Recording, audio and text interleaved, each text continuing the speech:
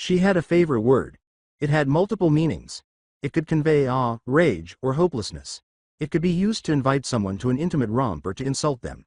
Because it was so adaptable, it frequently entered her vocabulary. This word alone could function as a sentence. Hell, the word was a sentence that conveyed every emotion previously mentioned. She cherished that word above all others. She shared the word with everyone and occasionally even hoped to get it back. The term was similar to Fook. That was the word, indeed. Fuck. Her favorite word is fuck. Presently used in a combination of adrenaline and despair. To conclude this game of pronouns, the present user of the term. My name is Anko Mitarashi and you sacks of shit can kiss my cunt. Screw it. Then she can tell the tale. Oh my god, Anko-sensei, slow down. The tiny Hyuga, who was riding with the snake mistress on the back of a motorcycle, cried out in terror. Never. Some distance from Konoha, the two were swerving through the forest.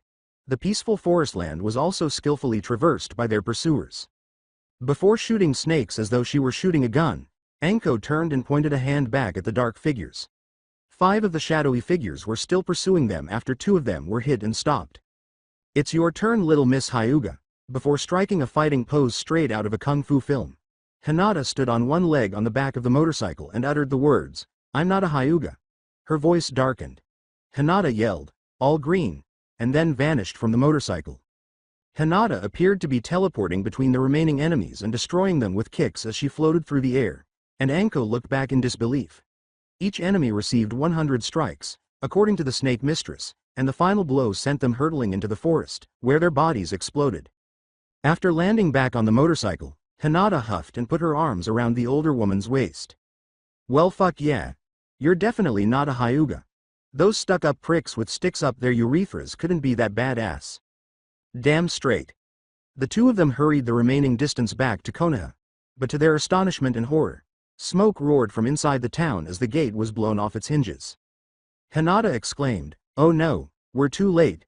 Anko gritted her teeth, revved the bike, and wheelied and headed into town.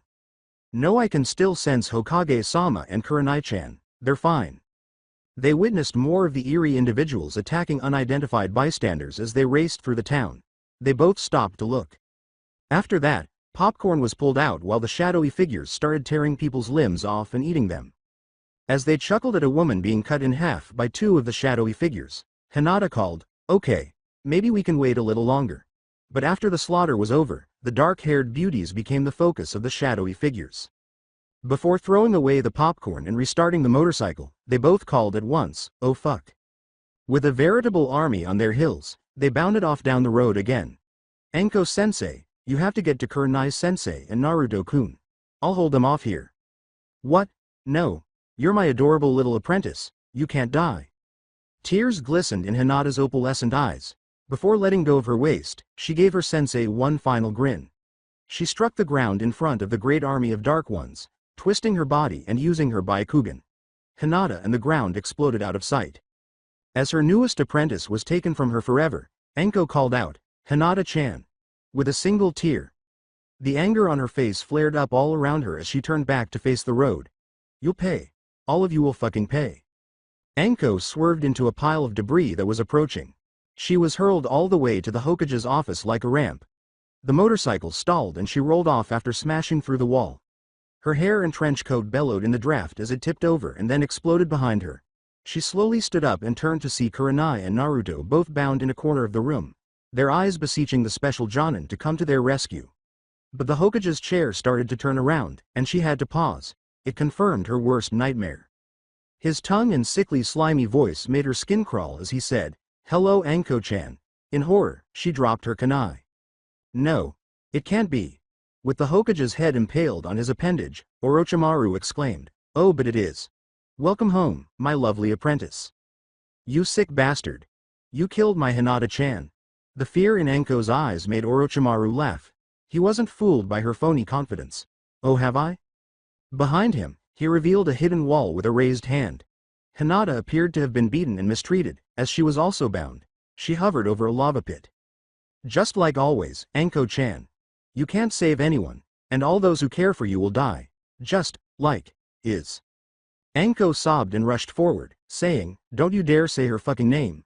but Orochimaru vanished and choked her after grabbing her from behind. "You're weak.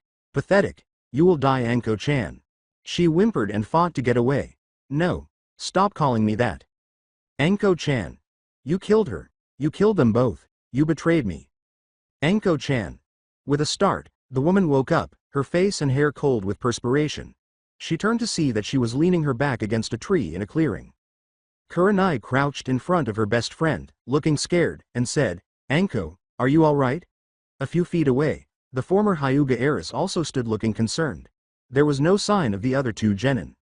She yawned and stretched, but her face felt damp. "Kur-chan. What happened?" she asked. Seeing that they were tears, she turned away from the two and tried to wipe them away. Kurenai began in a whisper, "Anko, you were screaming." At those words, Anko froze. Then she muttered, "Fuck." Anko turned and gripped Kurenai, realizing there was no point in trying to conceal it from her. It was a nightmare again. He killed so many of you." Kurenai's eyes went dark. Anko had been experiencing nightmares about Orochimaru killing the third Hokage and attacking Konoha. Every time she stayed over with Kurenai, she would wake up screaming. She hadn't had them in the middle of the day, though, and it had been a while. She was also not blind to the way her eyes swam to her lone female student, tears in her eyes. The fact that Anko was expressing her feelings in front of someone who wasn't herself perplexed her even more. Hinata hesitated for a moment after she gave her a subtle dismissal. Kurenai smiled confidently at Hinata, letting her know she had the situation under control, but she was proud of Hinata's generosity to a stranger. After giving a nod of comprehension, Hinata quietly departed from the two adult women. Kurenai felt Anko leave after a few minutes of merely consoling the purple-haired Kunoichi. Anko sniffed and took a few moments to gather herself before responding, "You didn't have to send her away, you know?" "Anko. I've never seen you react this strongly. What happened in your nightmare?" The flashbacks of her nightmare nearly caused Anko to lose her temper once more. But she willed the memories away, shook her head, and got up. "I don't want to talk about it right now, Kur-chan." The red-eyed Jonin also sighed as he stood. "You can't keep bottling it up, Anko. It's not healthy, nor is it helping you." "I'm fine, Nai-chan. Please just drop it."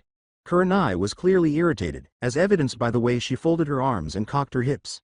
Kurenai gave Anko that look, and she looked down like a child who had just been reprimanded. Anko sighed after the two stood silently for a few seconds. Anko's beseeching voice rang out into Kurenai, "I'll talk to you about it later. Just not now. Please, Nai-chan. Not right now." She was mistaken about how bad it was. "Okay. I'm sorry for prying too hard." Anko gave a grateful nod. Silently, the two started to leave the field. The snake mistress bumped Kurenai with her hip, aware that it was her fault and feeling the awkward tension rising. "So, how was the test?" Kurenai gave an eye roll. "You would have seen all of it if you didn't fall asleep." "Hey, not my fault. It was such a boring test. You put a genjutsu over the area and tried to make them find you. You literally have a kid that uses chakra-eating bugs, a boy that could smell a fart from a mile away, and apparently the greatest Hyuga to even come from that stick-in-the-ass clan." When she complimented her team, but particularly Hinata, Kurenai arched an eyebrow. "That's pretty high praise, Anko." "Yeah, for your students. They found you in 10 minutes flat, and even broke through your third strongest genjutsu in 20 minutes. They literally floored you when all three came at you for taijutsu, and the ex-Hyuga girl seemed like she wasn't even going all out." The vivid account of the first half hour of the test concealed the red-eyed Kunoichi's embarrassment. "If they were so impressive, why'd you fall asleep?" she exclaimed. "Because the test itself was boring. Why not pit them against each other and force them to find you instead of letting them work together the whole time? What did that teach them? They need to know that people can and will stab them in the back if they get the chance." Kurenai was annoyed by what she said. Although she understood the younger Jonin's perspective, she was completely opposed to it. She knew her students would collaborate well regardless, so she didn't want to do the previous teamwork exercise that most Jonin did. Hell, during the test, they demonstrated that. At some points, she would have actually lost to the trio if she hadn't been a Jonin. She never really went out against them, to be sure. She did observe, though, that Anko's statement was only partially accurate. Hinata displayed a level of skill she had never witnessed in a girl. Nor did it appear in the files she got from the academy. It seemed as though the girl suppressed most of her feelings when she fought. When necessary, she was brutal, but she never forgot about her teammates. Anko muttered to herself, that Hinata girl would make a great apprentice. Oh no you don't. You turned down the Jonin test when I asked you to take it with me. Now you want a genin? I don't think so. Kurenai gently prodded Anko. With a smile of her own, the snake mistress put her arms around Kurenai's. Hey, not my fault. I see a lot of me in her. That's terrifying. Anko shoved the woman away and said, oh bite me. Anko actually blushed when Kurenai's eye glinted. I will hurt you. Kurenai called flirtatiously, oh by all means. Anko yelled, stop being me, and then bolted down the street, leaving a giggling Kurenai in her wake. With her head in the clouds, the former Hyuga heiress walked slowly through the town. Her sensei introduced her as Anko Midarashi, and she was concerned about her.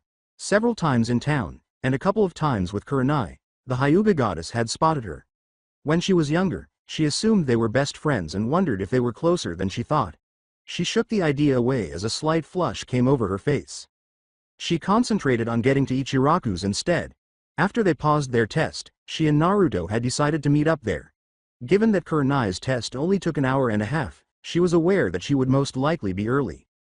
Her stomach lurched at the idea of sharing a hot bowl of ramen with the boy she loved. She reddened and accelerated her pace in the direction of what was quickly becoming her favorite local hangout. But she nearly bumped into two people as she turned a corner, still thinking about a meal and a kiss. Two individuals you know. A young man's voice called, Hinata-sama, with a hint of excitement mixed with disbelief. Hinata's eyes widened as she saw her younger sister and her elderly caretaker. Keiko-san? Hanabi-chan? She asked. While Hanabi glared at her older sister as though she had just been offended in the worst way, Ko's gaze was one of suppressed joy. Holding Hinata's gaze, Hanabi said, Ko, do not address this thing with such an honorific, or I will report it to my father. The goddess was devastated to hear her younger sister speak in such a manner. For a moment, Ko was torn, staring pleadingly at Hinata. But Hanabi cleared her throat and gave the older man a stern look. For the rest of the conversation, he bent his head and looked at the ground, saying, yes Hanabi-sama. When Hinata saw her younger sister's behavior, her heartbreak froze and was replaced with a hint of resentment. In an instant, the aura emanating from her changed from warm to frigid, and her eyes appeared to steel. Hanabi shuddered when her older sister's shy expression gave way to one of someone who was aware of their superiority. Hinata's tone was inconsistent with her words, Hanabi-chan, it's good to see you. The tone was casual and even. Hanabi retorted somewhat angrily, but Hinata could tell by the slight smile on her face that she felt offended by the remark. The pleasure is all yours, commoner. Oh yes, forgive me. I'm just a commoner now. I suppose I need to lament on the freedom that I have now. Oh, maybe I should cry that my younger sister didn't get branded with caged birdseal like she would have been if I remained heiress of such a gloriously divided clan. Ko recoiled at what she said, knowing it to be true. He was born of the side branch, but because he cared for the heiresses, he was regarded as the main branch himself. He was therefore treated differently than the majority of the clan. Not as isolated as the side branch, but not entirely welcomed by the main branch.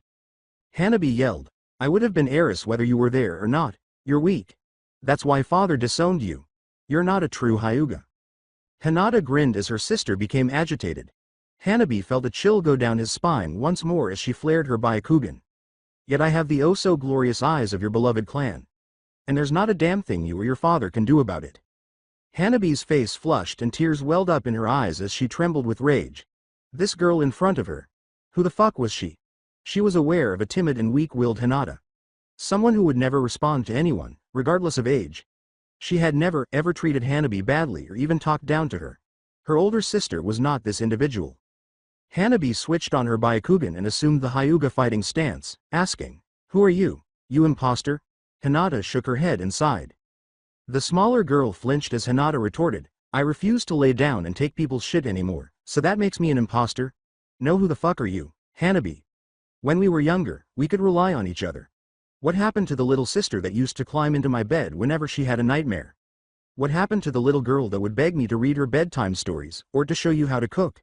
Who are you, you imposter? Instead, Hinata turned and started to leave the two before waiting for a reply. When the two girls left, Ko looked up at last. Hanabi had her head down, but her body was trembling when he looked down. Her body was red and her fist was clenched, so he assumed it was in anger. But he wouldn't notice the few tears that were streaming down the young girl's face. Silently, Naruto sat before the Hokage. The tension in the room was obviously being heightened by the third's perusal of multiple files. Kakashi waited for their leader to speak to the blonde while standing slightly behind Naruto. With Kakashi filling in for Sarutobi on Team 7's pass, the conversation had already started. The Hokage, however, appeared to brush off any mention of Naruto's ancestry in retaliation for reviewing the records of other teams that had passed or failed their tests. He mumbled, drawing a drop of perspiration from Kakashi and Naruto, "Looks like Ms. Avalanche has done a wonderful job with the 3 given to her. Team 6 will be a welcome addition to the force." Hokage-sama? About Naruto? Oh yes, Naruto-kun. It seems you have learned of your parents? Team 7's 2 members were taken aback by the Hokage's casual attitude. After being taken by surprise, Naruto said, "Why yeah, and about my ancestry." The Hokage put his chin on his fingers and nodded his head. "Though I understand that you may have been privy to some knowledge regarding Uzumaki due to my negligence, I'm sure I have left no documents on either of your parents laying around Naruto. It's not nice to lie to an old man, you know." Naruto knew that all politeness was over because of the seriousness in his tone. He was giving Naruto one last opportunity to confess. But something in Naruto also snapped at the Hokage's words. The heat in the room seemed to get a little hotter as his eyes narrowed. Both Kakashi and Hiruzen sensed Naruto's ki and were ready to defeat the boy if needed. But for a brief moment, Naruto felt a wave of calmness sweep over him, and he thought he briefly sensed his parents' presence. He glanced around, but the 3 people in the office were still there. He noticed that the Hokage was tense, but he had completely relaxed. He began, which was instantly interpreted by the Hokage as a warning sign. "Forgive me, Hokage-sama. But it seems you have also lied to me about knowing who my parents were. I was under the impression that trust was a two-way street." Kakashi firmly squeezed Naruto's shoulder with her hand. "Naruto, watch your tongue. This is still the Hokage." Observing the somewhat deceived expression in Naruto's eyes, Hiruzen raised a hand. "Stand down, Kakashi. Let's hear young Naruto out." With a nod, Kakashi let go of the Jinchuriki. Holding the Hokage's gaze, Naruto expressed his desire for an explanation while simultaneously indicating that he was unlikely to believe anything the elderly man said. "Naruto-kun, if you truly know who your parents are, then you must understand the reason why they were kept secret from you. And yet, I still don't understand how you could have figured out who they are regardless. Your father maybe, but your mother." The blonde genin let out a sigh. He could explain one thing to them, but he wouldn't tell them everything. One that might still be problematic, particularly given the recent events involving 2 specific girls. "Yes, I know that my father is the 4th Hokage, Minato Namikaze, as well that my mother was Kushina Uzumaki. I found out the day those villagers attempted to kill me in Hinata-chan. I met the Kyuubi that night and she told me everything." The room's 2 older men froze. Kakashi turned to face the Hokage, but Hiruzen shook his head right away. Trying to focus on one thing at a time, Hiruzen asked calmly, "How much contact have you had with the beast Naruto?" But Naruto's ki flare startled both men once more. He roared, "She is not a beast." Up. Even though the ki was shocking, it lacked the malevolent vibe of the Kyuubi that both men were sorely accustomed to. Rather, they observed that Naruto's eyes did, in fact, resemble his mother's. Hiruzen pleaded, "Naruto-kun, please calm down." Naruto actually took a moment to relax. He was aware that continuously venting his anger would only reinforce their ideas. Since they were unaware of the true her, he was aware that they were worried that the Kyuubi were influencing him. Concerning Hiruzen once more, Naruto said, "I'm sorry, Hokage-sama. I'll start from the beginning." Naruto started to describe the night he passed away, but he only got to the part where he met Kurama and she chose to give him more chakra in order to save his life. He maintained the pretense that he and Hinata had been unconscious for the majority of the incidents and that he was still unaware of who had arrived to rescue them. Hiruzen was persuaded, but Kakashi remained doubtful, when he clarified that Kurama had told him that she had been manipulated by a member of the Uchiha clan after losing the majority of her power. However, Hiruzen clarified that since waking up in the hospital a few days earlier, Naruto had been essentially fine and had not changed much. The third merely hoped the boy was still the same person he had always been. Ironically, he believed in the boy. He was still going to keep his parents hidden from him. Naruto began, glaring accusingly at the Hokage once more, which brings me to the next thing. I somewhat understand hiding my lineage, but why not tell me? Naruto-kun, you should understand. If your father's enemies were to know he had a progeny. I'm not my father's enemies though. Forgive me, Gigi, but hiding my lineage from me even after becoming a genin seems really asinine. Naruto lowered his arms.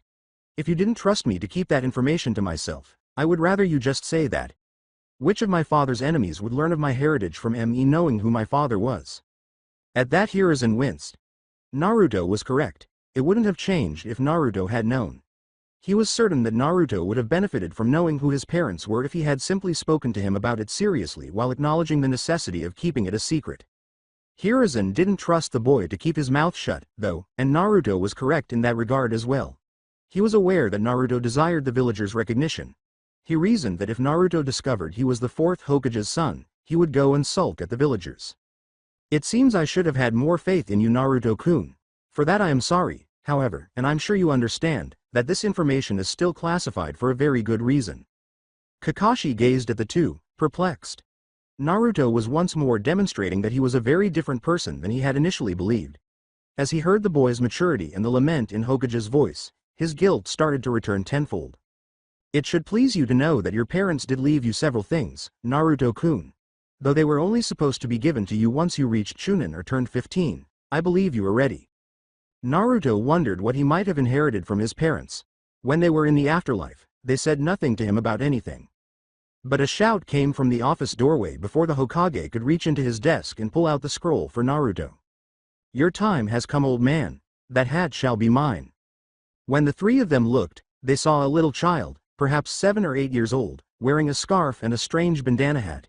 He was sprinting toward the Hokage when he stumbled on his scarf, sending the child face first to the ground.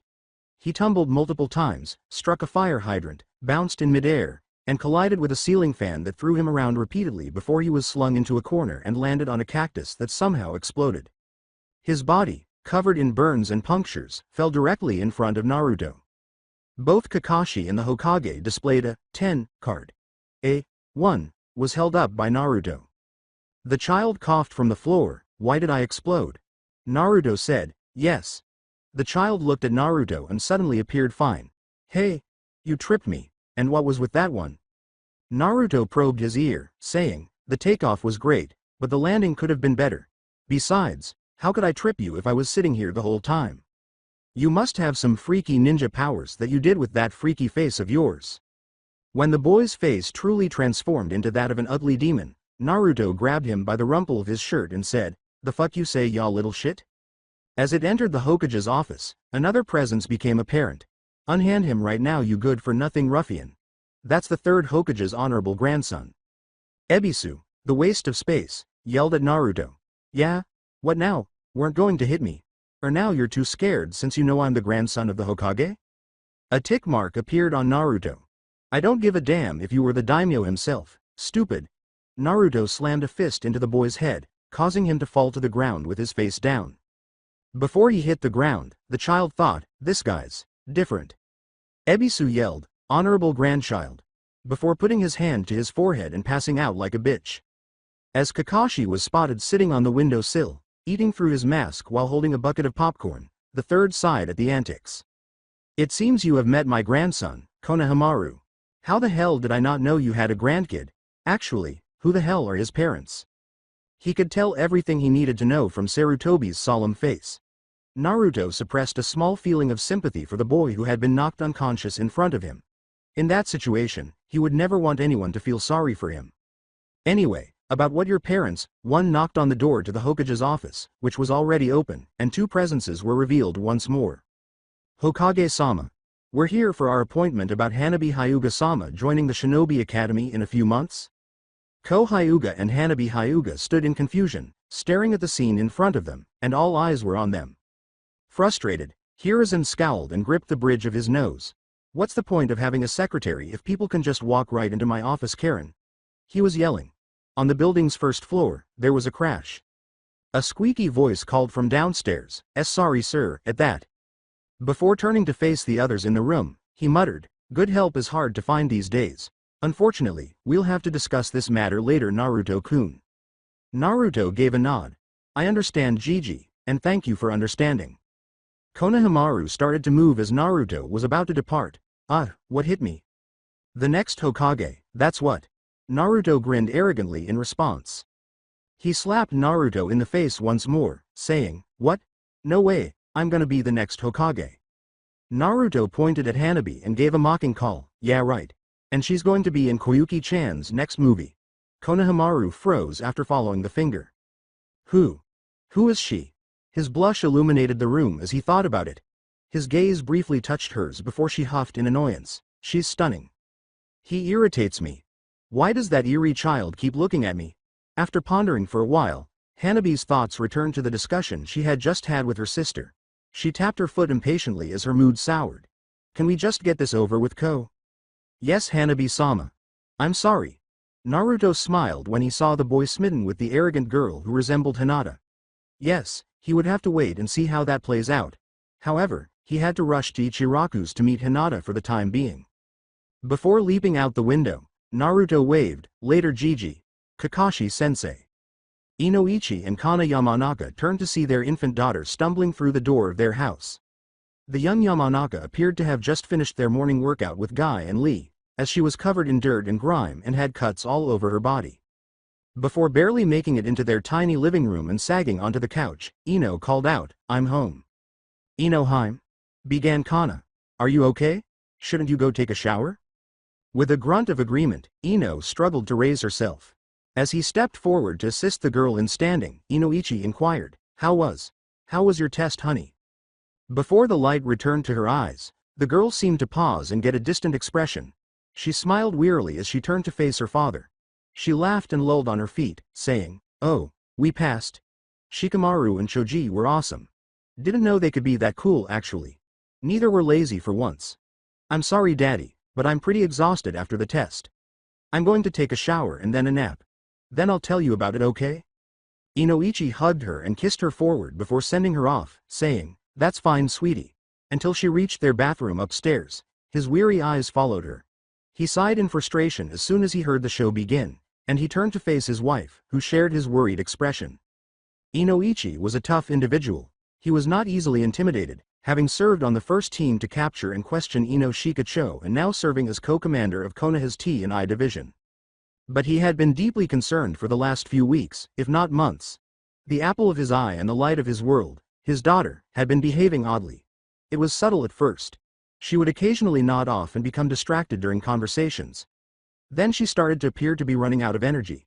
The doctors said she was fine, if a little undernourished, every time he and his wife took her to the hospital.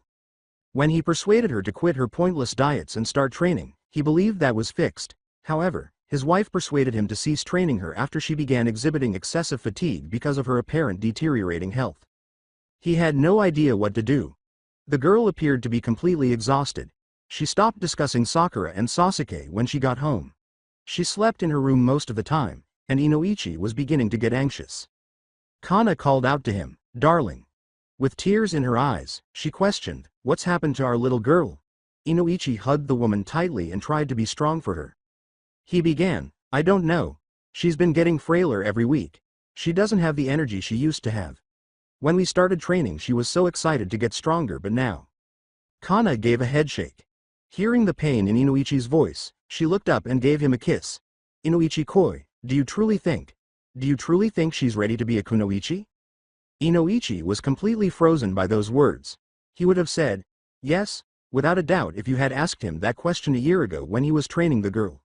But considering how she had been lately, it terrified him to his core to see the girl appear to be mentally and physically deteriorating. Inoichi's panic rose in his voice as he said, we need to talk to her. Kana heard it and met the man's eyes. She put a hand on his cheek and gave him another kiss. Please calm down, darling. You're scaring me. Her words gave him some peace. Knowing that he had to be the one to allay their fears, he took her hand and kissed it. I'm sorry. Look, I'll get dinner started. We can talk to her then. Kana gave a headshake. She said gravely, as tired as she was, I don't think she'll be joining us tonight. I'll go talk to her once she's out of the shower. Inoichi gave her a final chaste kiss and retreated into the kitchen, saying, okay. Kana knocked on Ino's door after she had showered and laid in bed. Her weary voice called, come in. Kana walked over and sat on the edge of the bed, calling, Inoheim. I didn't wake you, did I? The younger platinum blonde shook her head and grinned wearily. No, I was just dozing off. What's up, Mom? Kana noticed the bags under her eyes and the weakness in her arms as she gazed at her daughter. As Ino nuzzled into her hand, she smiled and traced a hand over her jaw and cheek. "I was just checking up on you, my little princess. You've been working so hard recently, but don't you think you should slow down?" At her mother's words, Ino hummed. As she started to lie down, she muttered, "I can't." As had happened so many times before, she was falling asleep in the middle of a conversation. Her pillow nearly muffled her final words. "I have to be a strong kunoichi. For Sasuke-kun. But especially for me." She was out like a light in no time at all. Kana snorted. As Ino slept, she started to stroke her hair and said, "My little girl. Why must you grow up so fast?" After giving Ino a cheek kiss, she brushed the hair off the nape of her neck. She noticed the small, nearly invisible seal on the base of her skull. She kissed the seal and walked out of the room into the darkness, saying again, "Mama will always be here to protect you." Naruto slammed his head against the table for what must have been the umpteenth time, saying, "Even with the knowledge bestowed upon me by a literal god, I still can't stand this." As others around them started to glare, his current companion of one former Hyuga princess blushed indignantly and reprimanded him silently with a shush. After their sensei's test, they had formally become genin a little more than a week prior. Being exalted errand boys, girls had greatly disappointed both of them, who had been quite busy. Although necessary, D ranks weren't exactly what they considered to be the essence of ninja. But in between missions and team training, Hinata had been taking Naruto to the library to learn more about topics they were either unaware of or hadn't been covered in the academy. The initial instance of an order had involved sealing. Regretfully, the advanced sealing arts were scarce in Konoha's public library. The scant information they had discovered hardly touched on the complexities of enormous paper bombs and storage scrolls. In any case, both teenagers were astonished to learn that they could speed read most subjects and that they only needed to read and see something once in order to fully comprehend and apply it. They were undoubtedly able to understand things much more quickly than anyone else, but it wasn't flawless by any means. Thus far, they had both committed the history of Konoha and even all of the publicly available clan information to memory, word for word. The fact that it appeared as though the Uzumaki family's history had been practically wiped out irritated Naruto. They had studied every D-rank jutsu that was made available to the general public, the majority of which were quite beneficial at home but utterly useless in battle. They both learned to play at least 4 instruments, and they were familiar with the recipes for every Konoha-specific dish. Although they had only recently begun to read taijutsu scrolls, the majority were merely variations of the style taught in the academy. Overall, they could say that they learned more in a week of study than most people would in a lifetime. It did not, however, assist them to the extent that they would have liked. Nevertheless, Naruto and Hinata had learned enough to declare that they were ready to become chunin, and possibly special jonin, since they visited the library nearly every day. Once more, it came down to the fact that they lacked life experience. Now that he knew a little more about seals, Naruto could finally see why Kurama had been so angry with him. In addition, neither Kurama nor Fu had communicated with them during the week. When they went to the shared mindscape, Kurama would say hello and then disappear. Although Chome had visited and spoken with the two on a few occasions, she told them that Fu was not feeling well. She hadn't eaten and had remained confined to her room until Taki's leader summoned her. Despite their desire to assist the two in making up, Naruto and Hinata knew it was not their place. Despite her best efforts, Hinata was unable to activate her new dujutsu. She wanted the two to be able to share empathy, but they were powerless until they had a better understanding of their godly chakra. She also felt a little annoyed at Naruto for not making more of an effort to use his own dujutsu. He had warned her that he didn't want to become dependent on the power like the Uchiha or her former clan. She attempted to clarify, though, that it would always be better to have an additional tool. Furthermore, based on Shiki's explanation of Naruto's dujutsu, it might be the solution they required to assist Ino as well as Kurama and her siblings. Hinata let out a loud sigh at the thought. She had also been determined to learn more about seals for the Yamanaka. She wondered in part why she was making such a big effort for someone who wasn't even her friend. She wasn't so self-centered as to believe she was just a good person acting morally just for the sake of acting morally. Even though Hinata was aware of her potential for altruism, she also recognized that, as a Megami, she would not always be the good guy. The night she and Naruto died, that became painfully evident. What, then, about Ino motivated her to assist her so strongly? Did she just happen to be a comrade? Was there something about the blonde that made her feel like herself? No, Hinata had a glimmer of her motivation for wanting to assist. Yes, the girl was furious at the idea of someone unfairly harming her. However, there was more to Hinata, and perhaps Naruto as well. She was looking for an excuse to pass judgment. She shuddered at the thought. To be honest, it frightened her. There was no feeling of justice. The urge to punish someone who deserved it was real. To inflict the same suffering that another person was experiencing. Perhaps even more so. Naruto noticed that the young goddess was a little disoriented and asked, "You okay, Hinata-chan?" She shook her head to get her thoughts straight, but she was unable to smile at the boy sitting next to her. Naruto was obviously unaffected by the calming effect of her aura. He could tell she wasn't quite right by the frown on her face. But he felt a slight ache in his stomach when she didn't tell him what was upsetting her right away. Is she still angry with me as well? He was stopped from questioning her further by the melancholy thought.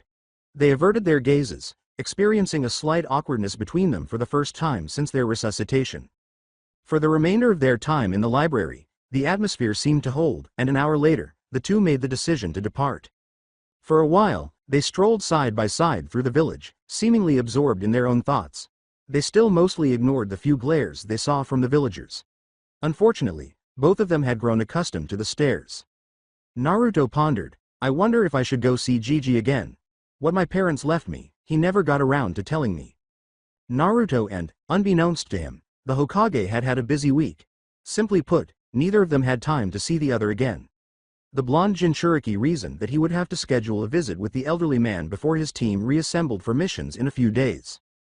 Hinata's tone was almost monotonous as she said, Anyo, Naruto-kun, would you like to go spar? We have been doing a lot of bookwork and maybe some exercise will do us both some good. Naruto was aware that she sounded exhausted. She appeared to be studying far more diligently than he was, and he could admit that. She appeared to be burning herself out, which worried him, but he couldn't hold it against her. Having not worked as hard, he felt a little disappointed in himself. He still had a natural preference for action over sitting and learning, though. Additionally, he was aware that her suggestion was a means of venting their tension. Allowing the feelings to continue would only lead to needless conflict between them, as their current moods are the closest thing to a fight the two have experienced since they became a couple. They were discovered in one of the training fields outside the village a few minutes later. Not too far from a couple of other small training areas, it was a fairly small clearing. The majority of Jonin would typically use it for basic sparring or training activities that didn't call for a bigger training field. The clearings were encircled by larger than normal trees, making it nearly impossible to pass through them without being able to navigate the treetops. As the divine pair stood opposite one another, the tension that had previously existed seemed to vanish as they grew eager for their fight.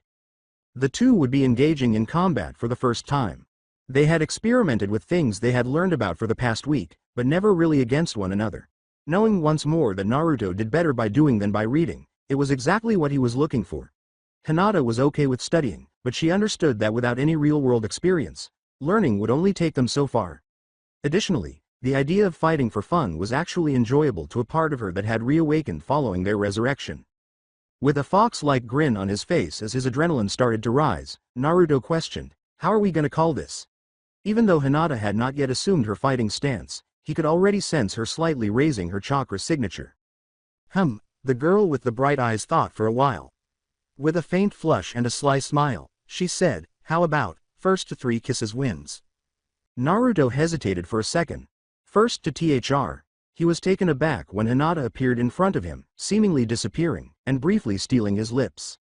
Before leaping back to her starting position, she remarked slyly, "Looks like that's one for me." Even she was aware that she was acting rather boldly and somewhat out of character right now, as evidenced by the raging blush on her face. The former Jinchuriki simply returned the smile with an even more cunning one. "Oh, so that's how you want to play it? Alright then. Just know I'm not holding back just because I love you." When the words hit Hinata like a brick wall, it was her turn to be taken by surprise. Her heart skipped a beat and her eyes grew wide. She didn't even realize Naruto had begun kissing her until she was already putting her arms around his shoulders and returning the kiss after the world around her froze for a few seconds. He blushed as much as the blonde did when she withdrew. After he began the passionate lip lock, he became aware of what he had just said. With her eyes still wide, Hinata gazed into her lover's cerulean eyes and thought, "And Naruto-kun just said, he loves me." Holding her, Naruto remarked, "You didn't mishear me, Hinata-chan." To alleviate the slight awkwardness that developed, he teased, "And I do believe that counts as one each, nay?" When Hinata heard that, she pushed away from the blonde and shook her head. She still didn't seem to know what she should do. "He loves me." As she gradually started to slide into the well-known Jiyuken stance, she mentally repeated the phrase. Naruto scowled slightly. He did mean what he said, even though it was impulsive. Neither had they been dating for very long, nor had they really known one another for very long. He could, however, say with certainty that he loved her. He was aware that his feelings for her would grow stronger the more he discovered about her. Perhaps that was premature to say? With a hint of panic, he pondered. Hinata called, jolting him out of his reverie as well. Naruto-kun. She looked directly into his eyes and said, I truly love you too. So right now, allow me to show you what our bond has produced. He could see that she was telling the truth, but the blush was gone. But there was something to prove in her eyes. Then he understood her. They didn't need each other to be in love. It was about supporting one another whether or not they needed to. They hadn't said it aloud, but Hinata wanted to stand beside him as an equal. Since he was a Shinigami and she was a Megami, it was always implied. Then let's go Hinata-chan, Naruto exclaimed, surrounding himself with a flare of his own chakra. The former Hyuga heiress felt two new chakra signatures appear to her left and right as he instantly disappeared from view. Activating her Byakugan instantly, she then dodged a haymaker from a Naruto clone that materialized to her left. As the second clone attempted to axe kick her crouching form, she dodged and rolled forward. As she came out of the roll, the girl spun and tripped Naruto onto his back by sweeping him away when he attempted to axe kick her. Crushing its windpipe and dispelling it, she drove her knee down onto the clone's throat after planting a hand on the ground and cartwheeling over it. She simultaneously drew one kunai and hurled it at the initial clone. The girl was still kneeling when the clone grabbed the kunai and attacked her. As the clone persisted in trying to pierce her defense, Hinata spun on her knees and merely grinned at its attempts to deflect the kunai's strikes with her bare hands. A wind bullet was fired at the girl while she was still on her knees after the clone, who had finally grown tired of Hinata's play with him, leapt back and flapped through hand signals. In an attempt to defend herself, Hinata crossed her arms in front of her, but the attack got through, ripping her clothing slightly and sending her flying backwards. But before she could reach the ground, she exploded in smoke, and a log took her place. Substitution. Damn it. As he felt a hand go straight through his chest, where his heart would be if he had one, the clone thought, only to freeze. He still had enough life to turn to face his lovely princess, who had a chilly expression on her face and a chakra blade clearly visible on her hand.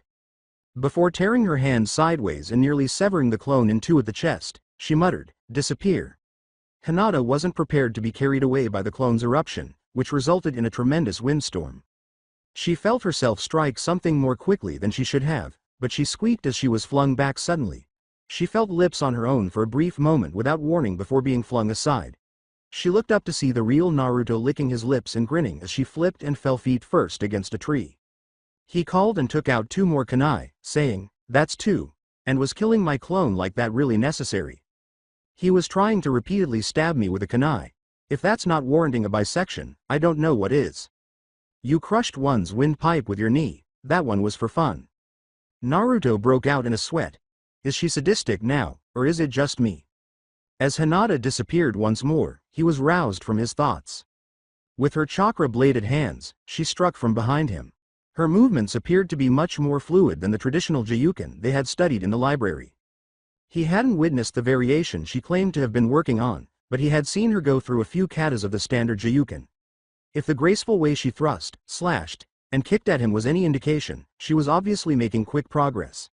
He could feel her quickly and fluidly transition from the traditional, rigid Jiyuken to her own style, which was based on speed, flexibility, and movement.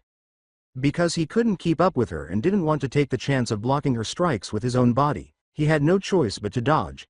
It was obvious that the kunai he parried with were beginning to chip with each blow and would eventually shatter under the pressure. But because she was so intent on striking, Naruto managed to occasionally cut her cheek and forearms, leaving behind tiny bloodstains that were insufficient to stop her attack. Hinata yelled, "Raiden! Southpaw!" before whirling and slamming her left hand to the ground. The impact caused the ground to shatter, and a flash of lightning burst from beneath her and Naruto in an instant. The blonde was taken by surprise and was unable to defend himself before the electricity shot him backwards and surged through his body. He was unable to recover in the air because his nerves were momentarily paralyzed. The Hyuga heiress was on top of him, her lips pressing against his as he fell hard onto his back. With one hand clutching his collar and the other at his throat, she indicated to him that she could cut it if she so desired. The pink flush on her face and neck was a blatant sign that the kiss and the fight were both making her more aroused, and she withdrew from the kiss, panting a little. She licked her own lips and giggled. she said, laughing. Next one wins, Naruto-kun. Naruto laughed too. Both were ready and intent on winning, so they went back to their starting positions. Neither appeared to be breathing as their gazes met. Naruto had a self-assured smirk, and Hinata had a determined one. For an instant, the wind starting to pick up was the only sound audible. As if scared to touch them, leaves blew past the two lovers and rivals across the field. Fuck you. They were about to attack when the shout jolted them both out of their contest. Both of them turned to face the dense forest. Hinata automatically activating her Byakugan and Naruto letting his aura spread to sense whoever had yelled. Both were a little taken aback by Ino and her group. Clearly it had been the blonde girl who had yelled. When Ino burst out of the forest, tears streaming down her cheeks, the divine pair didn't need to move. It was clear that she had been running in circles when she fell into the clearing. As soon as both teenagers moved to her side, their contest was forgotten. Hinata knelt next to the blonde mindwalker and said, Ino-san. What are you doing out here? First. Subconsciously letting go of her soothing aura, she put a gentle hand on her shoulder. Naruto asked, examining the girl for wounds, are you okay? Nothing that screamed, battle. Despite the fact that she appeared fairly roughed up, it was just the normal rigors of training. Before seeing the two, the mind walker heard them and froze. She glanced up and started to wipe away her tears, which Hinata's soothing aura made easier. She got up with a slight stumbling and looked away from the two for a moment to gather herself. Naruto. Hinata. What the hell are you two doing out here? She turned to them, and although her eyes were still a little red, she appeared to be her usual self, albeit obviously more exhausted than usual. Before allowing her to play her game, the two exchanged a quick look. After calming down, Hinata started to move toward a small backpack she had brought. The former Hyuga came back with 3 bottles of water, throwing one to Naruto and the other to Ino. We were training, Ino-san. I assume you and your team were out here for the same? She asked. The girl fumbled with the bottle, barely managing to catch it without dropping it. The scowls of Naruto and Hinata grew. The girl could not possibly have had such poor hand-eye coordination. They sensed that the seal on her appeared to have been altered once more, and they were doing everything they could to keep their rage in check. A few days earlier, they had talked about Ino and considered approaching the Hokage about it, but they couldn't really disclose how they would have discovered the girl's seal without disclosing their own skills, particularly if the girl wasn't aware of it either. They knew that the best way to resolve this puzzle was to work it out among themselves. Before taking a big gulp, the Yamanaka muttered a thank you for the water. She uttered a contented, "Ah," before appearing to delve into introspection. Knowing that the girl was organizing her thoughts, Naruto and Hinata just watched her. Hinata released more of her aura when she appeared to start crying again. Hinata asked again, Ino-san, are you okay? As though she had forgotten she was not alone, the Yamanaka looked up in surprise.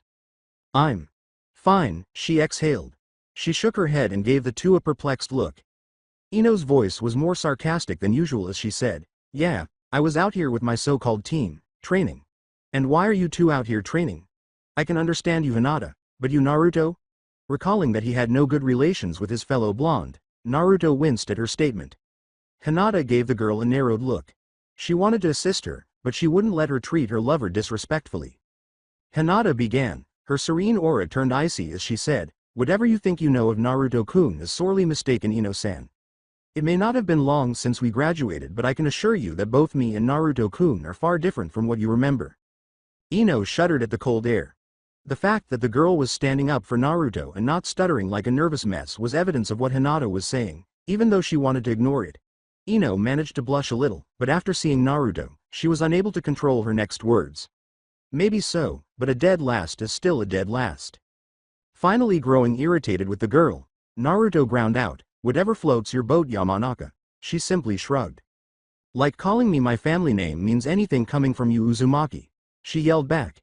Ino bit her tongue to keep from speaking, though, as Hinata sent a sharp chill into the air. Hinata burst, Ino-san. The mind walker had the sudden feeling that she should have said nothing at all. But the truth was that, given what had just transpired with her team, her emotions were still completely out of control. She muttered, sorry, without really meaning to. The air was awkwardly silent. While the divine pair sighed at not being able to stop the slight rise in animosity, Ino refused to look at them. Look, ignoring your unwarranted disdain for Naruto-kun, we've been worried about you. Ino raised an eyebrow in Hinata's direction. She was genuinely interested. Worried about me?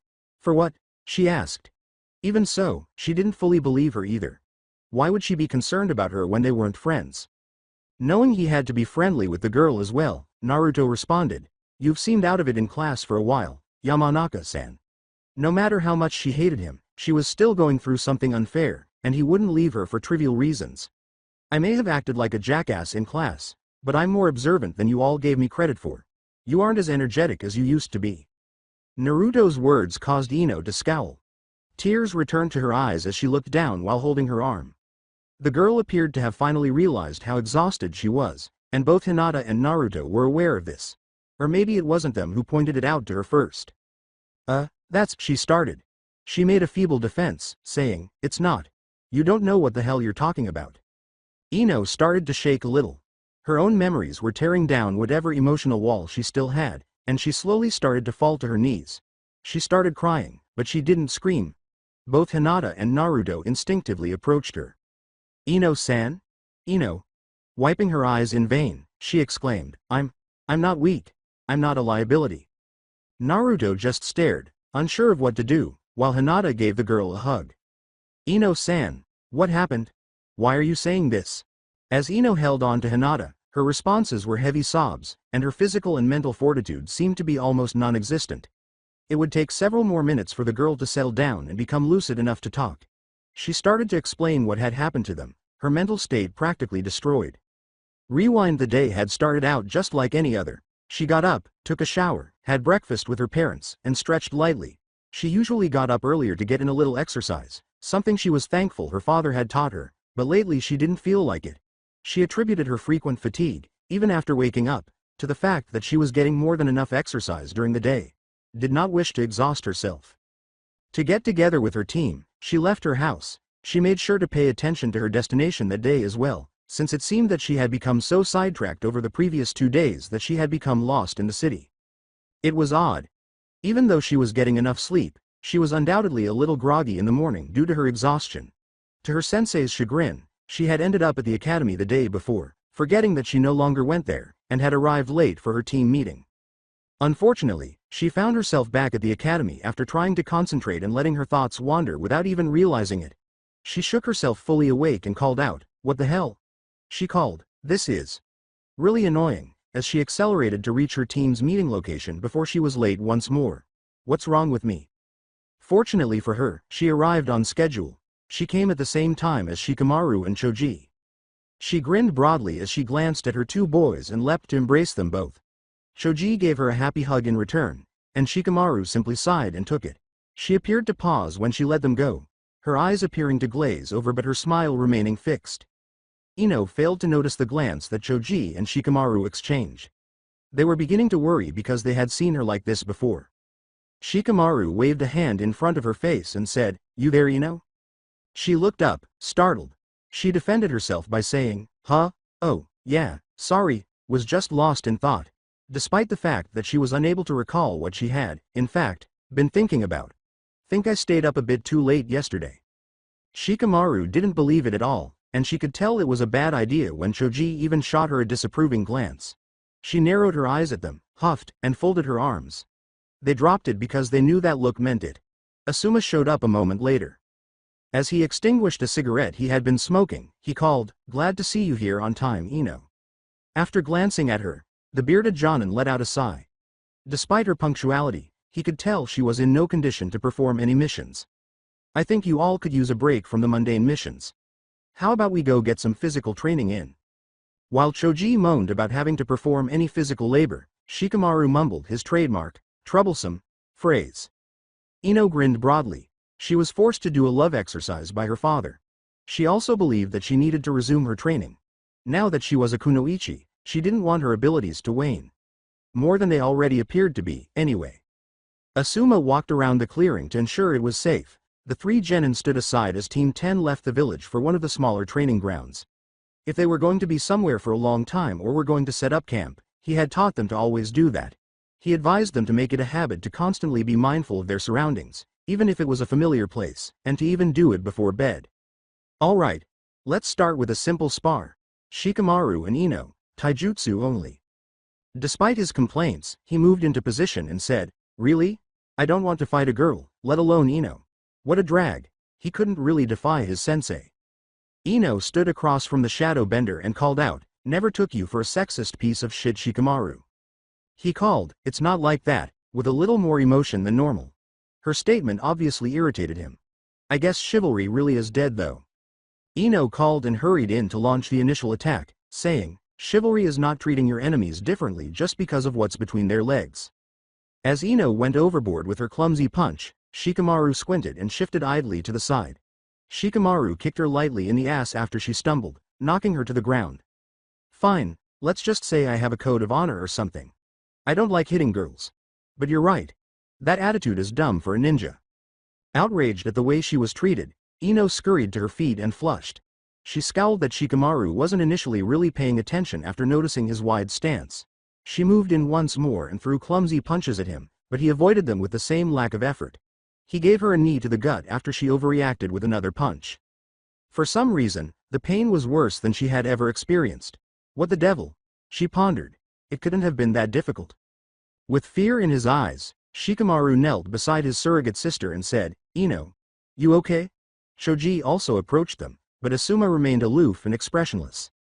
Ino was clutching her stomach while curled up in the fetal position. Asuma called out, "Get up, Ino. You're against Shoji next." However, his expression betrayed no concern for her current situation. Asuma was glared at by Shoji and Shikamaru, but his indifferent expression indicated that he was unfazed. For the moment, they held their tongues, particularly when Ino started to stutter to her feet. It was Ino who coughed, "Sorry sensei." As the pain started to lessen, she inhaled deeply. She lied and said, "Just caught me off guard, Shikamaru." Shikamaru put a hand on Shoji's shoulder as he began, "Ino, are you sure?" Shoji knew he would only exacerbate the situation by glancing between Ino and Shikamaru. Ino called and said, "I'm good, Shoji. Just don't get mad when you lose." Ino put up a braver front as the two took their positions. But her mental state was far from normal. "What am I doing wrong? I assumed it was just a few days of exhaustion or my illness, but this." Asuma's call for the match to begin nearly escaped her ears. Shoji paused for a moment. When Ino saw, her concern abruptly gave way to rage. Her sudden rage was only heightened by a slight burning sensation on the back of her neck. She launched a barrage of punches and kicks at Shoji, much more quickly than she had against Shikamaru. But it was obvious that it was insufficient, and she started to slow down nearly as quickly as she had begun. Shoji saw her begin to perspire and breathe heavily. He just took one of her punches and slammed her over his shoulder, knocking the wind out of her, so as not to make her feel embarrassed. Regretfully, it was so powerful that the Yamanaka briefly appeared to go dark. The world was blurry and spinning from the slam, and she wondered, why? As she saw Shoji and Shikamaru over her once more. Ino, Asuma sighed and started coming toward them. The girl was intelligent enough to attempt self-correction right away, but Asuma just put a hand to her chest while kneeling beside her. After a moment of confusion, she attempted to move but was unable to do so. "Sensei." "What?" He sighed again and called, "You're weak, almost as weak as a civilian." She was shocked by what he said. She tried her hardest to avoid hearing those words again because she hadn't heard them in a very long time. Before she could come up with a reply, Asuma went on. The girl was flat on her back again after the Jonin applied a little more pressure. "I'm not putting much pressure on you, Ino, and you can't move right now. You have almost no stamina, no physical ability, and even your use of your family jutsu is severely lacking." She had already begun to cry by then and had forgotten about trying to fight her way out. The bearded Jonin gave her a direct look. "I'm starting to think you passing last week's test was only a fluke. You've shown no improvement since we've been training together. In fact, it seems as if you're getting worse. It's only been a week, but you're starting to become a liability. Shikamaru and Shoji have both been holding back for your sake, which is preventing their growth as well. As much as I love that you three care so much for each other, that love cannot and will not save you in combat. Perhaps we need to send you all back to the academy, just for a while longer." She stopped. Asuma maintained eye contact with her, demonstrating his sincerity in every statement. The sad expressions on Shoji and Shikamaru's faces were also not obscured by the tears that started to well up in her eyes. She had an unspoken question as she turned to face her brothers. She called out, "Shoji, Shikamaru," to them. Neither looked at her. The first to look at her was the chubby teenager, who quickly averted his eyes. "I don't mind going back to the academy. If you need more time, Ino, we'll be there." Despite his good intentions, his words were still sharp. She looked at her other brother as a lump appeared in her throat. The indolent teenager was aware that she was also waiting for his answer. Even though he detested doing it to her, he was certain of one thing. A genin was not what she was ready for. You've been seeming out of it lately, Ino. Beyond us getting into trouble, you could end up hurt out there if none of us are around to back you up. As much of a drag as it'd be, I'd rather go back to the academy with you than have you end up dead out there. She broke her heart. Why, she gasped. As she said, I've been trying so hard. The tears continued to fall down her cheeks. Her voice rose as she started to get up. I even stopped chasing Sasuke-kun so much just to train sometimes. I wasn't half-assing this, she said. I know what it's like out there. Daddy made sure I did. I wasn't looking to be protected. I wanted to fight too. I wanted to grow stronger so you all could rely on me. I'm a kunoichi, goddammit. Asuma interrupted, Ino. Some people just aren't cut out to be shinobi and kunoichi.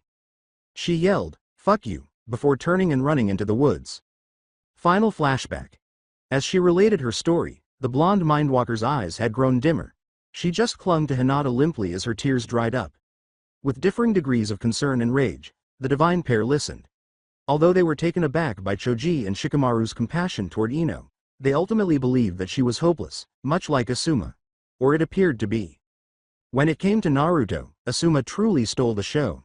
He believed that all jonin would adhere to the philosophy of deserting allies after hearing Kakashi's remarks last week. But he wasn't a moron either. Asuma hadn't really left her, any more than Shikamaru and Choji had.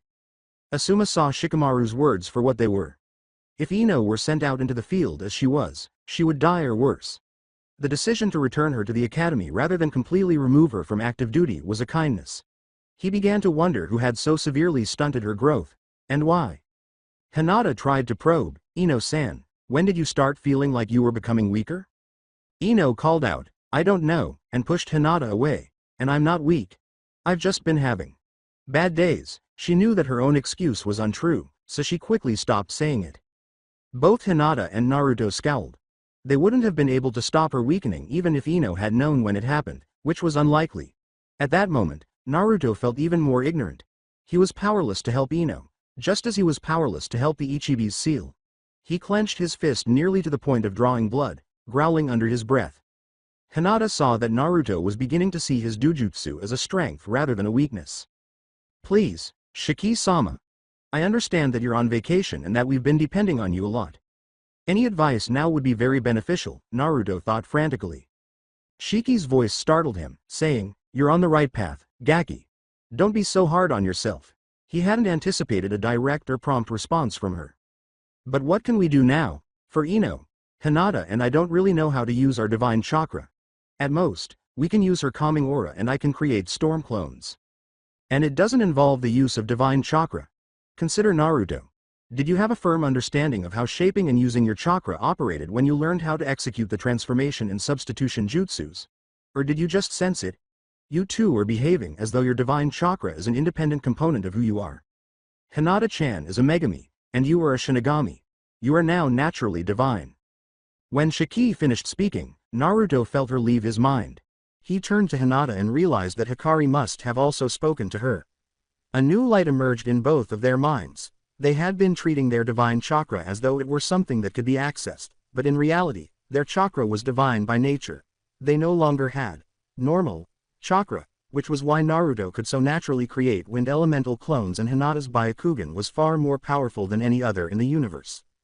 I apologize for bringing all of this up to you guys. After the two had been silent for a while, Ino said, thanks for listening at least. She got up and brushed herself off, saying, I guess I should get back to my team.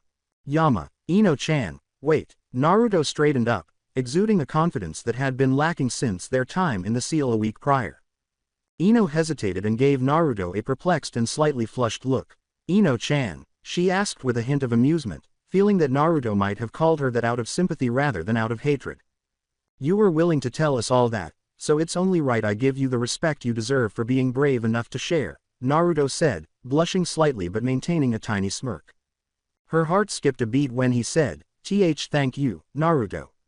She was a little stunned because she knew Hinata was correct that they weren't the same people she had assumed she had known in the academy a week prior. But aside from that, Naruto went on, how about you train alongside Hinata-chan and me? Almost every day we train without our teams. Hinata got to her feet and nodded, saying, Ino-san, Naruto-kun has greatly improved my physical strength and endurance. Additionally, I've assisted Naruto-kun with his terrible chakra control. It wasn't piss poor, Naruto said, his face frozen in shock at his own words. Quote. Hinata merely said, clone jutsu. Naruto simply blushed and turned his head away, complaining about, snarky know-it-all girlfriends. No offense to you two, but even if you are stronger than you were in the academy, it can't be by much, Ino said, chuckling briefly before scowling. Only a week has passed. You were proficient only in taijutsu, Hinata. You were the last to die, Naruto. Despite the fact that you have since improved, you showed absolutely no skills. Even though they pointed out that Ino had given them careful thought, the divine pair smirked at her, demonstrating that she was more meticulous than the academy gave the impression. So, how about we show you a little thing? I was in the middle of a little competition with Hinata, and the next point wins, Naruto called. He swept Hinata's leg from under her, but the girl was nimble enough to spin her body into a sideways windmill kick, forcing Naruto to back away rather than attack. When Hinata heard that, he instantly lashed out at him with a kick, which the blonde ducked under. As she landed, Naruto appeared to disappear. Before she could try to correct herself in midair, her Byakugan saw another Naruto appear in the path of her flight after she felt a sharp pain in her back from Naruto's hard heel kick that sent her flying across the field. Shit, she muttered to herself as she tried to brace herself, mostly by covering her mouth. When the clone noticed Hinata guard in midair, he scowled, grasped the girl by one leg, leapt to his feet, spun her around multiple times, and slung her to the ground like a missile. Ino and Naruto heard Hinata's shriek of pain as her body struck the ground, causing a cloud of dust to burst outward. What the devil? How is this possible? In only a week, Ino yelled, unable to contain her anger any longer. She was stunned by the 2 seconds the two had been fighting, in addition to being shocked by the vicious act Naruto had performed on Hinata. As the cloud of dust started to clear, Ino felt a pressure that caused her to pause. Hinata stood in a crater that had formed, her eyes appearing to bleed a white mist, and she wielded 2 white swords that appeared to be made of light. I did it, she whispered to them. Her eyes were still the typical Byakugan, but Naruto could see the white mist of her Shintensei Byakugan. She hadn't fully accessed her new Dujutsu, but it was undoubtedly coming, and he knew he had to try too. For a moment, he closed his eyes and felt his chakra flow through his body as usual, feeling the same thing he would when trying to form a clone, but instead he started to focus his power towards his eyes, which was difficult because he had never done it consciously before, but he didn't fight it. Instead, he let instinct take over and let what felt natural happen. It felt a little strange, but when he opened his eyes, things were a little clearer, and he could actually see the flow of Hinata's chakra. The swords in her hands were like beacons that he could literally feel. Just as she had, Naruto had begun to awaken his new Dujutsu, though it would take some time to fully form, and although his eyes were glowing like the sun from Hinata's point of view, they lacked the rings and tomo that would have signaled his fully awakened Shinryugen. How? Ino exhaled in disgust. Ino couldn't see it, but she felt the shockwaves of their perceived fight. Off to her side, she saw the storm clone, its eyes darting around the battlefield as it seemed to keep up with the two. Then she saw it smirk before flaring through hand signs and firing a wind bullet. Naruto and Hinata simply smirked before they both seemed to disappear, their speed even greater than before. The clone swore under its breath and tried to shoot another wind bullet, but Hinata was quicker and easily cut through it, and her eyes flashed as the clone burned into white flames, keeping it from exploding into wind. The ex-Hyuga heiress turned and swung her sword as Naruto appeared behind her, a red claw of chakra surrounding his hand with a golden center. Their attacks collided, bringing the two to a brief standoff. For an instant, the blonde mind walker wanted to curl up into a ball and vanish, but if Hinata and Naruto had become that much stronger, what hope did she have? She fell to her knees, her own weakness becoming even more obvious. But even though Shikamaru and Choji don't believe in me, they offered to help me. As Hinata slashed with her opposing sword, Naruto caught it with a glowing hand, and she called out, "This is amazing, Naruto-kun." It is, and this is just the beginning. Hinata froze as his eyes brightened a little, and although it wasn't instantaneous, she felt her chakra begin to drain. Not from her entire body. Just as she was beginning to question what Naruto was really doing, she felt her chakra swords fade out. She staggered forward, straight into Naruto's waiting arms, her words never finishing, and she found her breath taken as the blonde ex-Jinchuriki gave her a passionate kiss. I guess, losing isn't so bad, she thought as she melted into the kiss. When the fight ended, Ino's whole body flushed red. Wait, Naruto and Hinata, kissing. Holy shit, I guess that explains why they were out here together. She swore she saw tongue too, and steam poured from her ears as she watched them deepen their kiss. Her brain seemed to short-circuit at the sight. Ino waited for their makeout session to be over. And waited. Once again, her embarrassment gave way to disbelief. Then irritation. Then a little lust. It's been 15 minutes, for heaven's sake. With her face flushed and her underwear somewhat damp, she yelled. Somehow, Naruto had landed on his back, and Hinata was using her mouth to thoroughly examine his neck and chest. Both of them gazed up at the Mindwalker. And immediately resumed snoozing. 5 more minutes later, the two picked themselves up and stood in front of Ino, ignoring the jealous and angry flush on her face. So, do you have any questions? Naruto inquired. After calming herself for a moment, Ino sighed and stepped toward the couple, bowing low, saying, "Please pardon me for my words and my treatment of you. It would be a privilege to train alongside you too." They were surprised, but they could sense that Ino meant what she was saying, that her intelligence and will were strong, that she was fighting the seal without even realizing it, and that she had the same intuitive mind they had sensed from her in the academy. Simultaneously, Naruto's dujutsu remained active, and as he gazed at the bowing Ino, his eyes widened as he saw that the seal was preventing her from moving forward, and her hair was in a ponytail that hung over her shoulder, exposing a bright glow at the base of her neck. He made the decision to do whatever he could, knowing that he only had a few moments left, but he hesitated because he remembered the previous week and knew that he could seriously harm Ino or worsen the seal if he made a mistake like he did with the Ikibi's seal. Naruto heard Shiki's voice saying, "Don't be so hard on yourself, hard on yourself, hard on yourself." "Shiki-sama, really?" Naruto retorted with a deadpan. "Hey, the earlier you guys start working on the project, the better. In addition, after you finish with the Yamanaka, we need to speak with you and Hinata."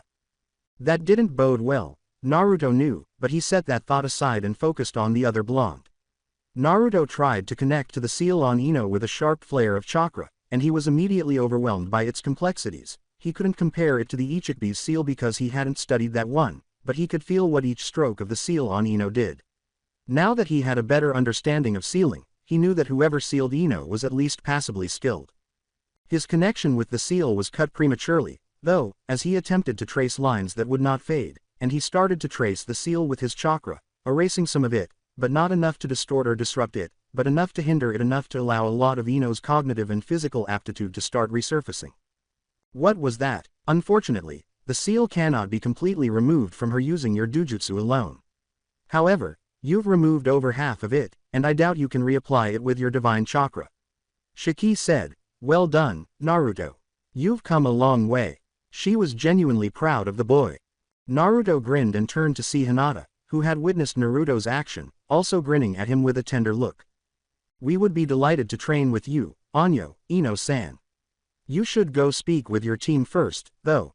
Tell them you'll perform better. As early as tomorrow, Naruto-kun and I will guarantee you results. We'll make you one of the strongest genin to ever walk this village," said Naruto, nodding and extending his fist. Quote, even though she didn't fully believe in them yet, something inside of her made her want to trust them, and their words made the Yamanaka feel completely better. On top of that, she was almost positive that they meant what they said. One montage of training later.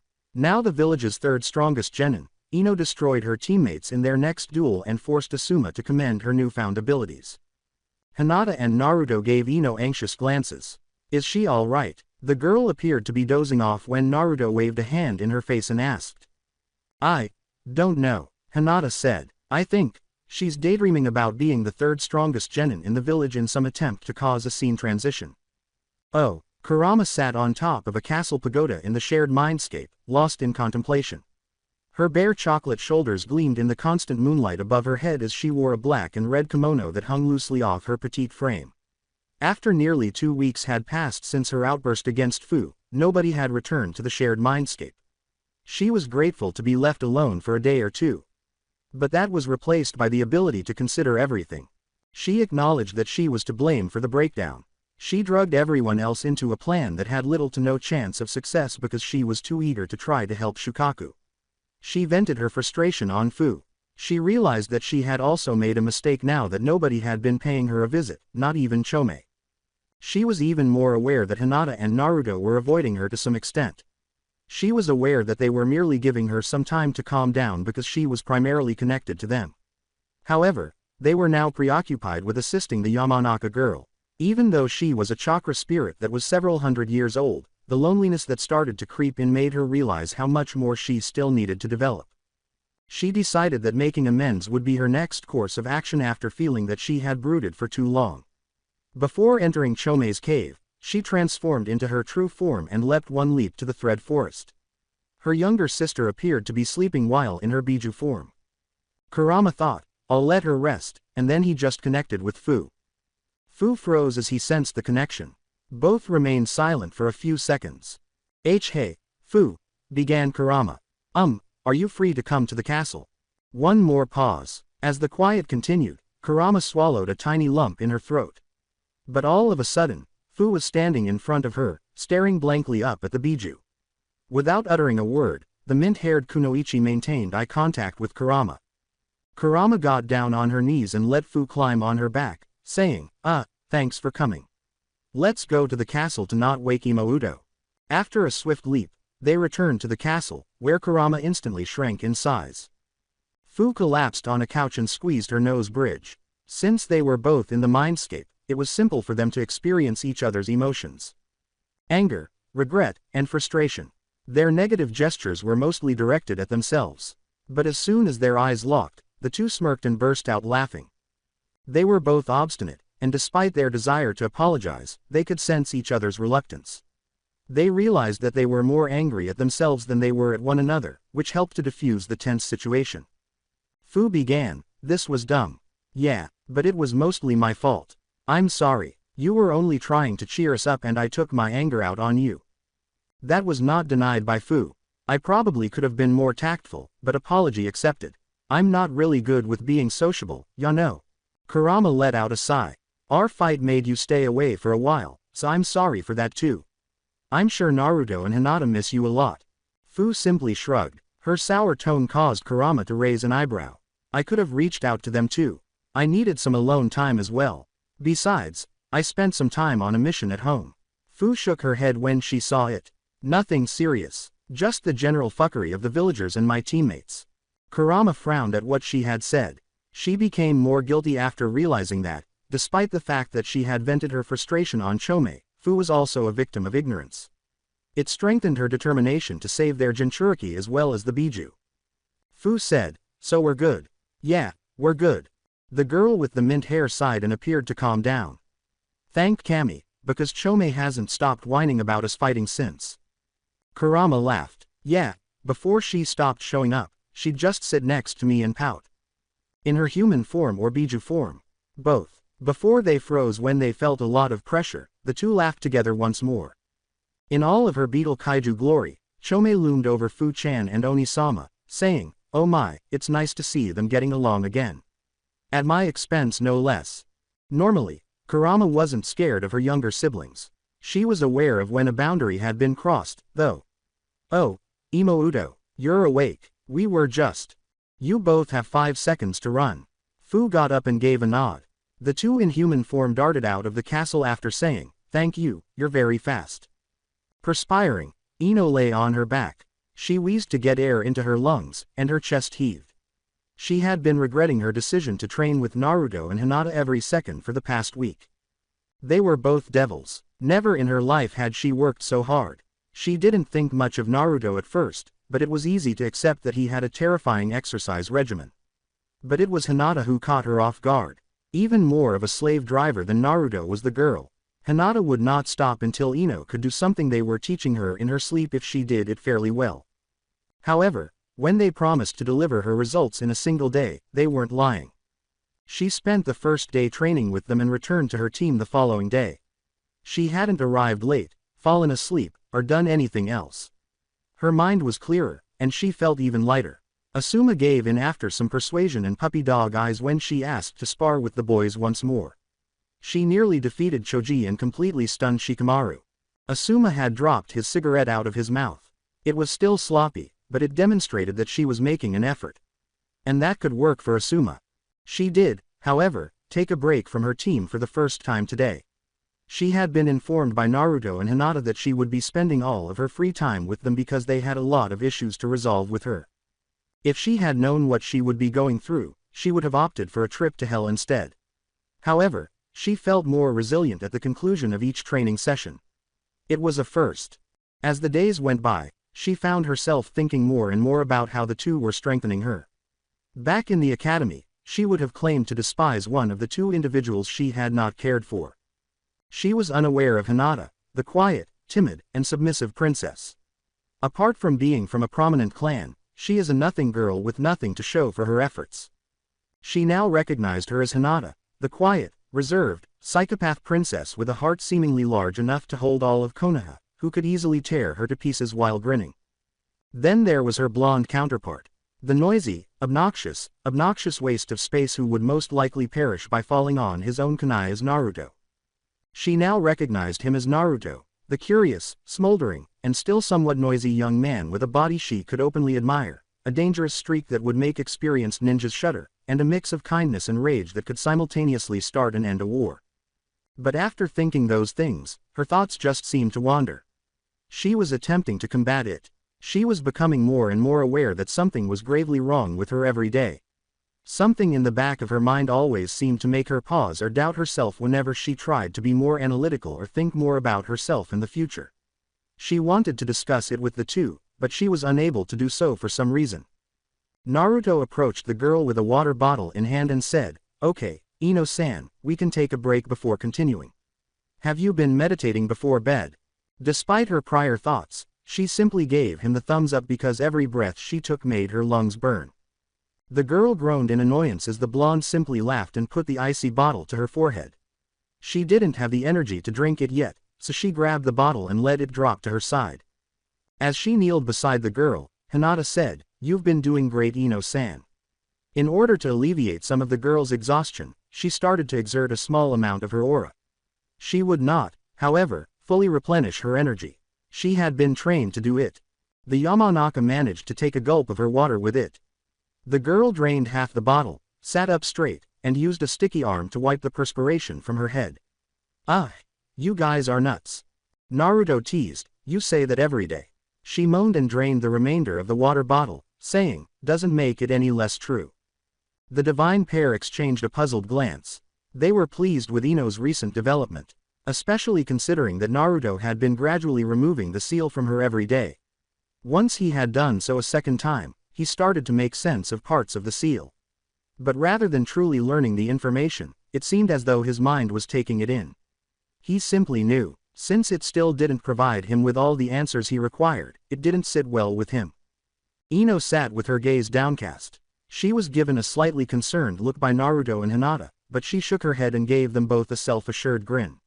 "So how long do you think it'll take for me to catch up to you guys?"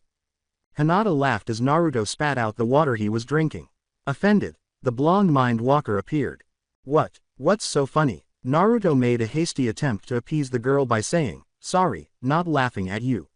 It's just, I didn't think you'd want to get that much stronger." Ino tilted her head sideways. "Well, why not? The stronger I get, the better chance I have of getting Sasuke-kun's attention." At that, the divine pair scowled.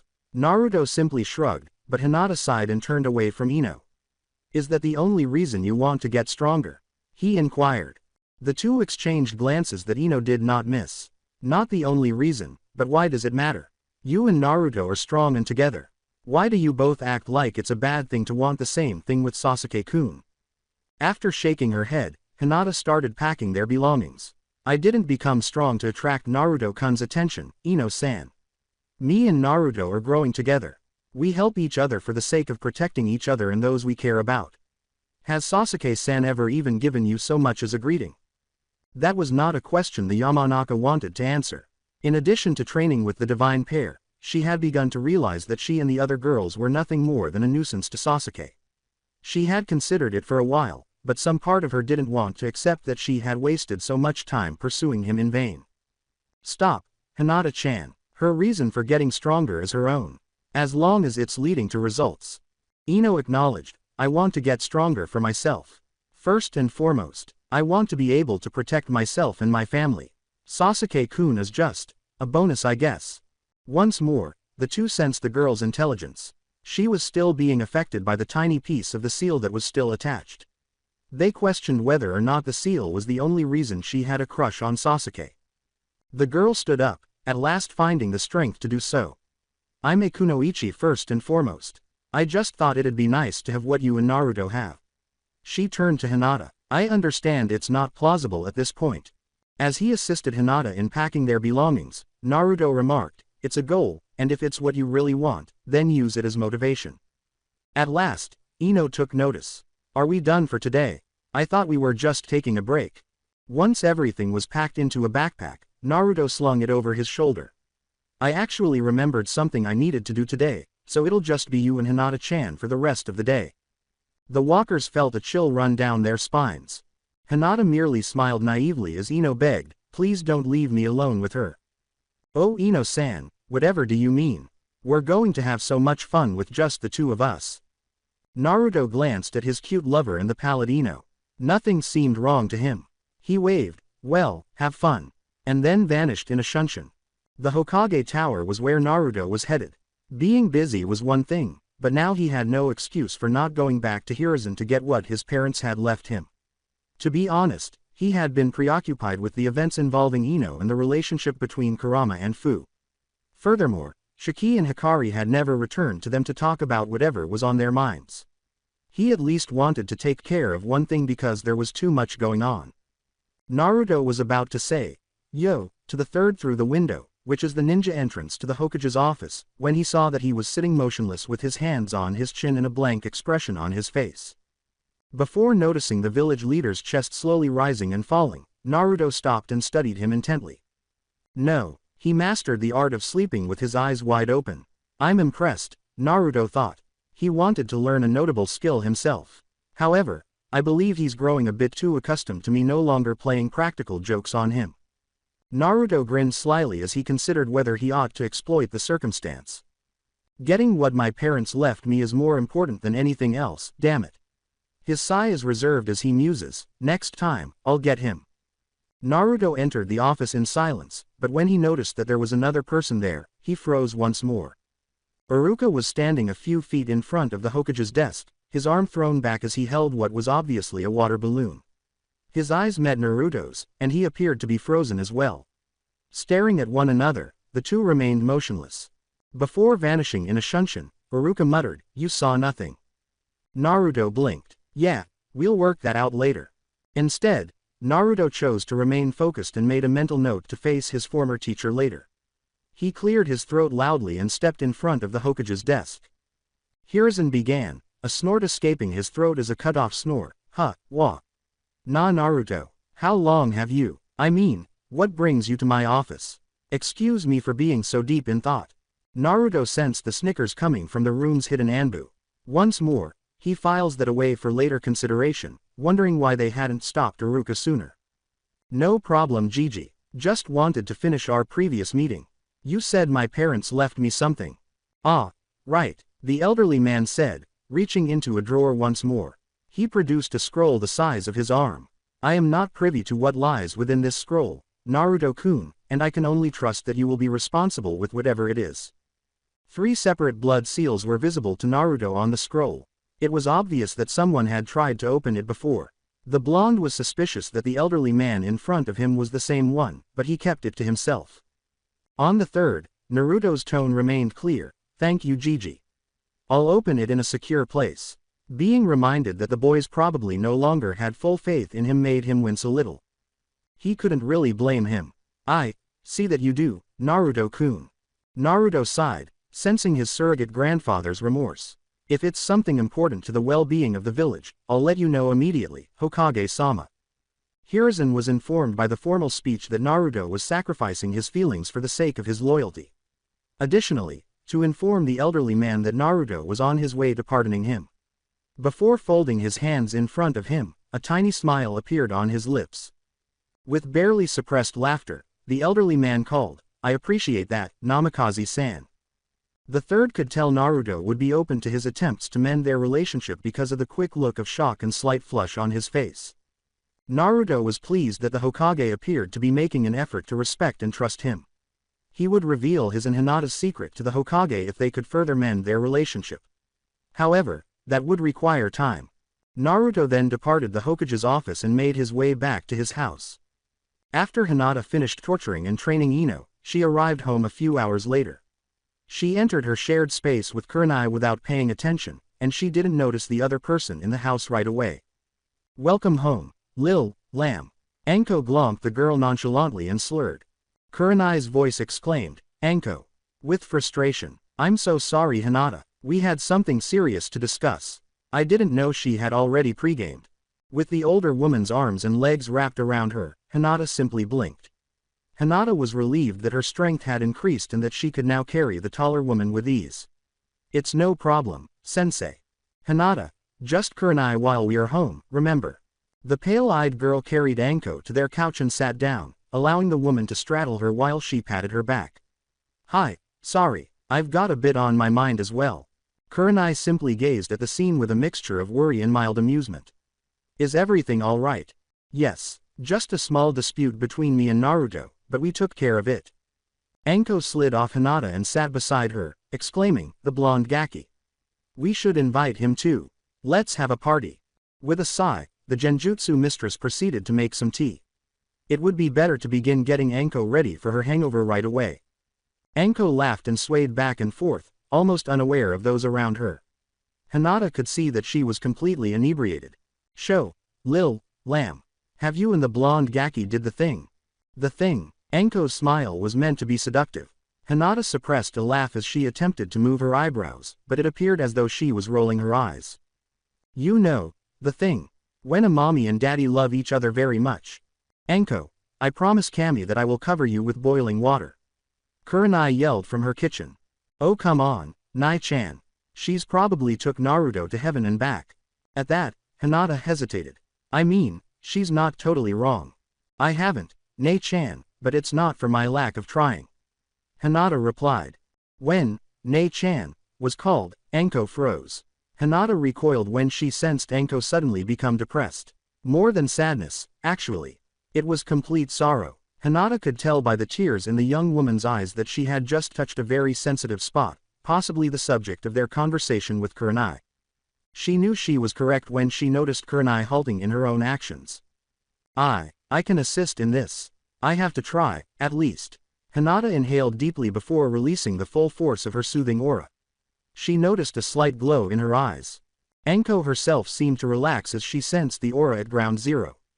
Slowly, the negative ideas that had begun to overtake her thoughts gave way to positive ones. As she sensed Hinata's soothing aura, she continued to cry. In her drunken stupor, she didn't care that she didn't know how she was doing it. Taking Anko's hand, Hinata placed it on her lap. "We don't know each other very well, but you are my sense's best friend. If you want to talk, or just someone else to rely on, I'll be here for you." She was so overcome with emotion that the shock she experienced was overpowered. Anko couldn't help but notice the similarity to the smaller girl as she looked down at her. Anko knew she could trust Hinata at that very moment. Anko acknowledged, "I used to have a twin sister." The two on the couch were startled by a tiny crash coming from the kitchen. They turned to see Kurenai with her mouth open, having dropped the teacups she was carrying. Sorry, Anko, are you?" Anko stopped her and said, "Yes, Nai-chan." It was evident that Hinata's soothing aura was beginning to aid in her sobriety. Anko turned back to the girl and squeezed her hand. It was 13 years ago when it all went wrong. Rewind. The situation for 10-year-old Anko Mitarashi had not improved. She had been able to apprentice herself to the renowned Sannin Orochimaru at the age of 8. At just 9 years old, she had been given the title of genin under his tutelage. Under his guidance, she was able to develop rapidly after that. At the time, it was all she could hope for. An opportunity to begin correcting the situation for herself and her younger twin sister. Mitarashi Isaribi. Despite having quite similar appearances, the two had very different personalities. Isaribi was quiet, reserved, and a little cynical, whereas Anko was bold, self-assured, and gregarious. In any case, the two were in love. They were each other's only possession. The two girls were raised in the Senju orphanage after being born as orphans, merely in name because the last Senju to manage the establishment had left a few years prior. Although the fourth Hokage checked in frequently enough to make sure everything was functioning properly, it was now run by civilians. In any case, Anko and Isaribi were initially just numbers. Like many others, two unfortunate children were dealt an unlucky hand. A 6-year-old Anko told her twin, "I swear I'll become the strongest kunoichi in the world. Then we'll get a big house and maybe even start our own clan." Even though Isaribi is typically quiet and reserved around people, she was able to have fun with her older sister. "You'll definitely do it, Anko ne-chan. You can too, Isaribi. We'll be the best together. I don't know, fighting is scary. As long as we keep practicing together, you'll get used to it." As she mentioned, Anko would take Isaribi to a training area inside Konoha's walls to observe genin teams in action and possibly even see some shinobi of higher rank putting in some practice. Alongside Isaribi, she would attempt to mimic some of the things she observed, eventually mastering the art of chakra molding before enrolling in the academy. Isaribi was very talented at manipulating water, but she didn't generally show as much promise. Anko made an effort to encourage the girl to concentrate on that and perhaps become an expert on suits. Their efforts did not go unappreciated. Another figure who visited the orphanage nearly as frequently as the fourth Hokage was Orochimaru. Although no one really understood what he was doing with the kids, his visits were frequently made to take them out occasionally. The head of the orphanage at the time seemed unconcerned, favoring the visits of the snake Sannin over those of the yellow flashes. The two young girls were approached by Orochimaru during their first year at the academy. Despite her shortcomings, Isaribi was unrivaled in Suiden Jutsu at the ripe age of 8, and Anko was well on her way to becoming the kunoichi of her year. For a variety of reasons, Orochimaru saw potential in both of them. The man had already set up numerous bases outside of Konoha by this point. Even though all of his experiments were young, he was aware that the fourth and retired third would not permit certain things, even if it meant sacrificing Konoha. His recently created Cursed Seal of Heaven, a somewhat more potent version of his Cursed Seal of Earth, was one of those experiments. He had another idea for Isaribi, but he was still aiming for Anko's seal. It appeared that the girl was already too frail to hold either Cursed Seal. Both had already claimed the lives of stronger people. No, he was thinking of something else for her. Standing in front of the fourth Hokage in his office, Anko smiled and asked, "Is it true? Did Orochimaru-sama truly request me and Sis as apprentices?" Minato smiled at the girl, but his thoughts were less hopeful. He had only been Hokage for a year, and he was aware that Orochimaru wasn't his biggest admirer.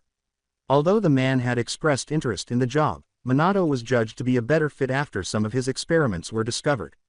Minato had some doubts about Orochimaru, even though he had promised to share some of his research. But the snake Sannin had appeared to be well behaved during that year. "It is only a request and you can turn down the offer." Anko yelled, "Absolutely not," before turning to embrace her sister tightly. Isaribi's smile was bright, but she was much more laid back. "You hear that, Imouto? We're gonna get trained by legendary Sannin." Isaribi laughed and said, "Yes, I'm standing right here, Ne-sama." Minato merely sighed. His gut told him that something was wrong. However, he hoped his intuition was wrong this one time after witnessing the excitement of those two young girls, two young orphans. Orochimaru trained the girls for the following year, treating them as though they were his daughters. He practically adopted them. Isaribi was obviously limited to Suiden Jutsu, while Anko adeptly adapted his snake-based fighting style and jutsu. One day, Orochimaru, sitting on a boulder with multiple scrolls on his lap, had begun, "Girls." The two young kunoichi ran to the man and knelt down in front of him. Together, they called, "Hi, Orochi-sama." A tiny, nearly paternal grin appeared on his face. "I'm sure you both have become aware of some of the things the villagers say about me. I would like your honest opinions." The first person to say, "They're stupid. They're too blind to see the good that you're trying to do for the village," was Anko. Isaribi gave a nod of agreement. "Why, you've already apologized for experimenting on shinobi, and no one was permanently hurt." To the best of her knowledge. "Yeah, plus your triple-flavored dango experiment is going to save lives," said Anko. Orochimaru laughed at both of them. Before they all split up, he, Jiraiya, and Tsunade had actually worked together to create the triple-flavored dango. Anko appeared to enjoy it, but he had finished it out of nostalgia. You both do understand that my experiments do have the potential to hurt people. That sacrifices sometimes need to be made for the greater good. Anko rolled her eyes as the two nodded. Are you going to start experimenting on people again? The two were eyed by the Sannin. He could see a hint of fear in them, even though they appeared to love him. Anko was more adept at concealing it. Not like before, only if people are willing.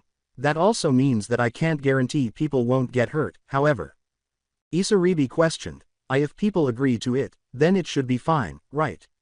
With a hint of her fear showing, Anko questioned, do you want to experiment on us? To the surprise of both girls, Orochimaru threw his scrolls aside and gathered them into an embrace. The man had never treated them with such love. No, even if you two begged me, not you two, he replied. His snake-like body lacked the warmth that his words possessed. That was the time when the two fully trusted him. The time had finally arrived for Orochimaru to leave the village. The fourth and the third had discovered his most recent experiment. Shortly after, he gathered Isaribi and Anko and announced that he was taking them on a long training trip. Before the public found out what he had been doing to the Konoha people, he wanted to leave the village. Unaware that they were becoming wanted fugitives alongside the man, the two girls joined Orochimaru without any knowledge. Knowing that the next part of her story would be the most difficult to discuss, Anko took a moment to tell it. Kurenai had brought over 2 cups of tea, which she had long since finished, and she was barely drunk. Still holding her hand, Hinata projected her soothing aura while listening in silence.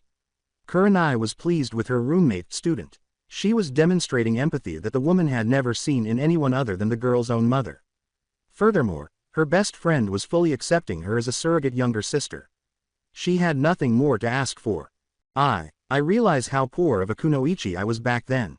You should never give your complete trust to anyone like that, Anko murmured. Hinata gently squeezed the older woman's hand. That's not true. You believed in him, and from the sounds of it, he was good at pretending to care. Not trusting anyone would mean that you wouldn't have been able to trust your sister as well. Anko fell silent as he considered what the former Hyuga had said. She hadn't entirely accepted the idea that people shouldn't be trusted. It was the reason she continued to have complete faith in Kurenai. However, she also concealed certain things from the Genjutsu mistress. That's ironic, because maybe she shouldn't have trusted me. The two girls had been forced to move more quickly than they had ever done in the few days since they had left the village. Both kunoichi were concerned because their surrogate father was also more reserved than normal. When they inquired about their destination, the man's responses were evasive. It was almost as though he was also unaware. But the pale-skinned man appeared to come back to life when they arrived at the ocean. Welcome to the land of the sea, or SeaWorld as Jiraiya affectionately calls it. When Isaribi first saw such a vast body of water, her eyes glowed with amazement. Conversely, Anko had a question. The land of the sea? How does that work? How is it a land and a sea? I didn't come up with the naming conventions of our nations. I still question why it's called the land of fire when it's mostly forest land. Orochimaru acknowledged.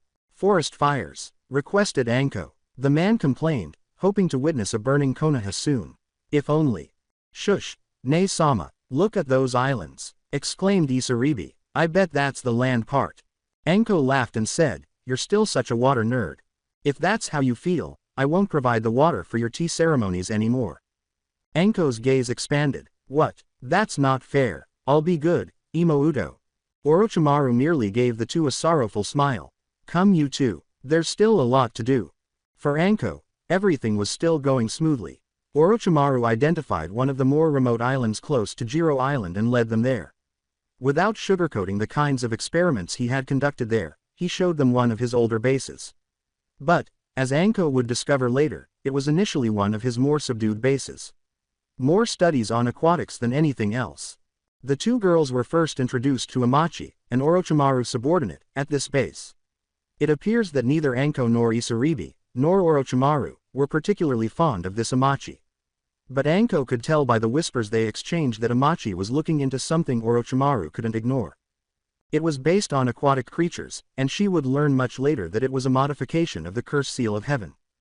As their spontaneous journey outside the village continued for weeks and then gradually months, the two never questioned Orochimaru.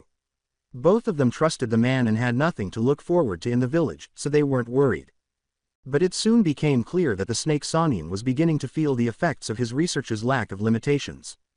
For a long time, he had fulfilled his promise. He had never attempted to test Isaribi or Anko.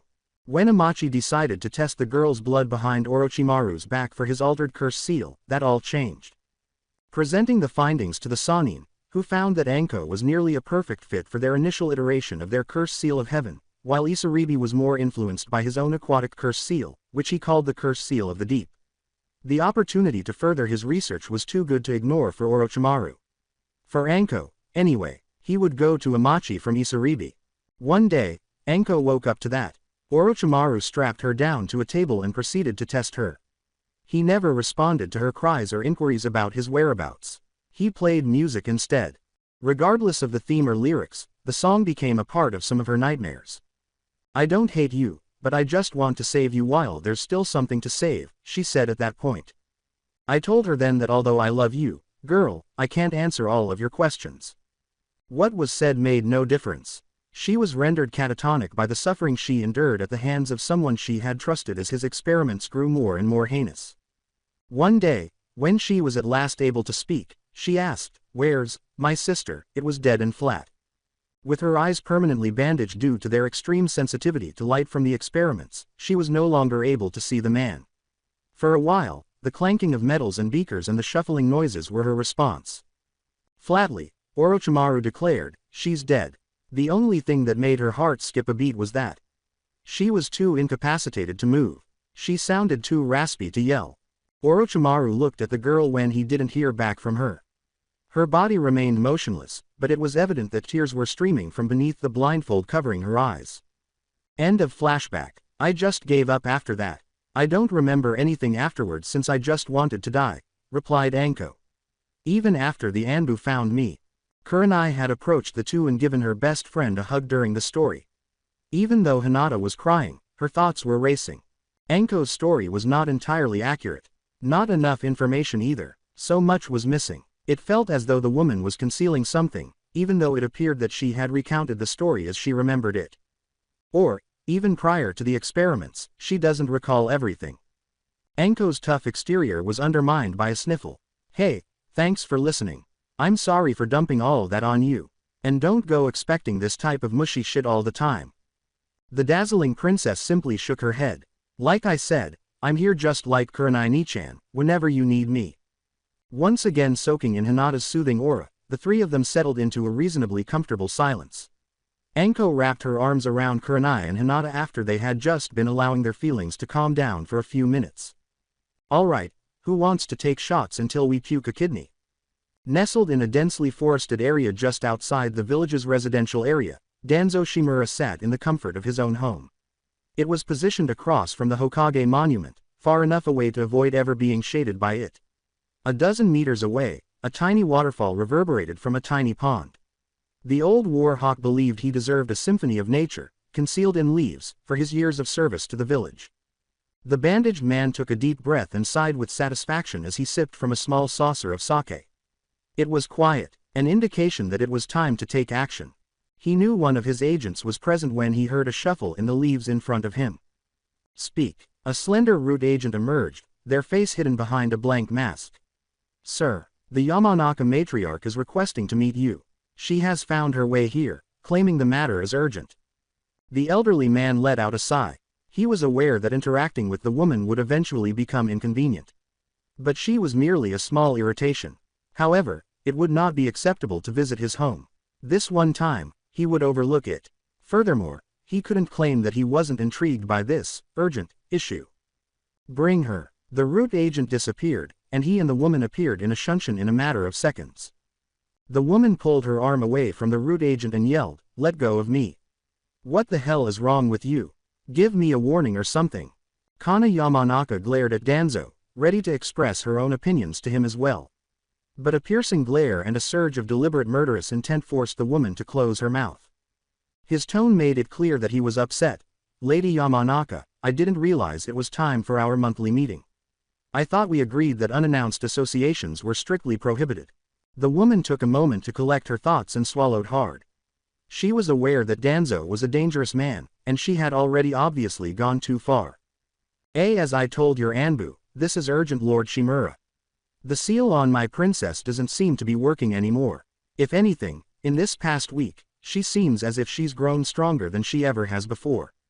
The old warhawk wanted to roll his eyes, but he forced himself not to. Perhaps the loss of brain cells was the true inconvenience of dealing with the woman. Although Kana wasn't a fool, she might as well have been a child with an addiction in comparison to him.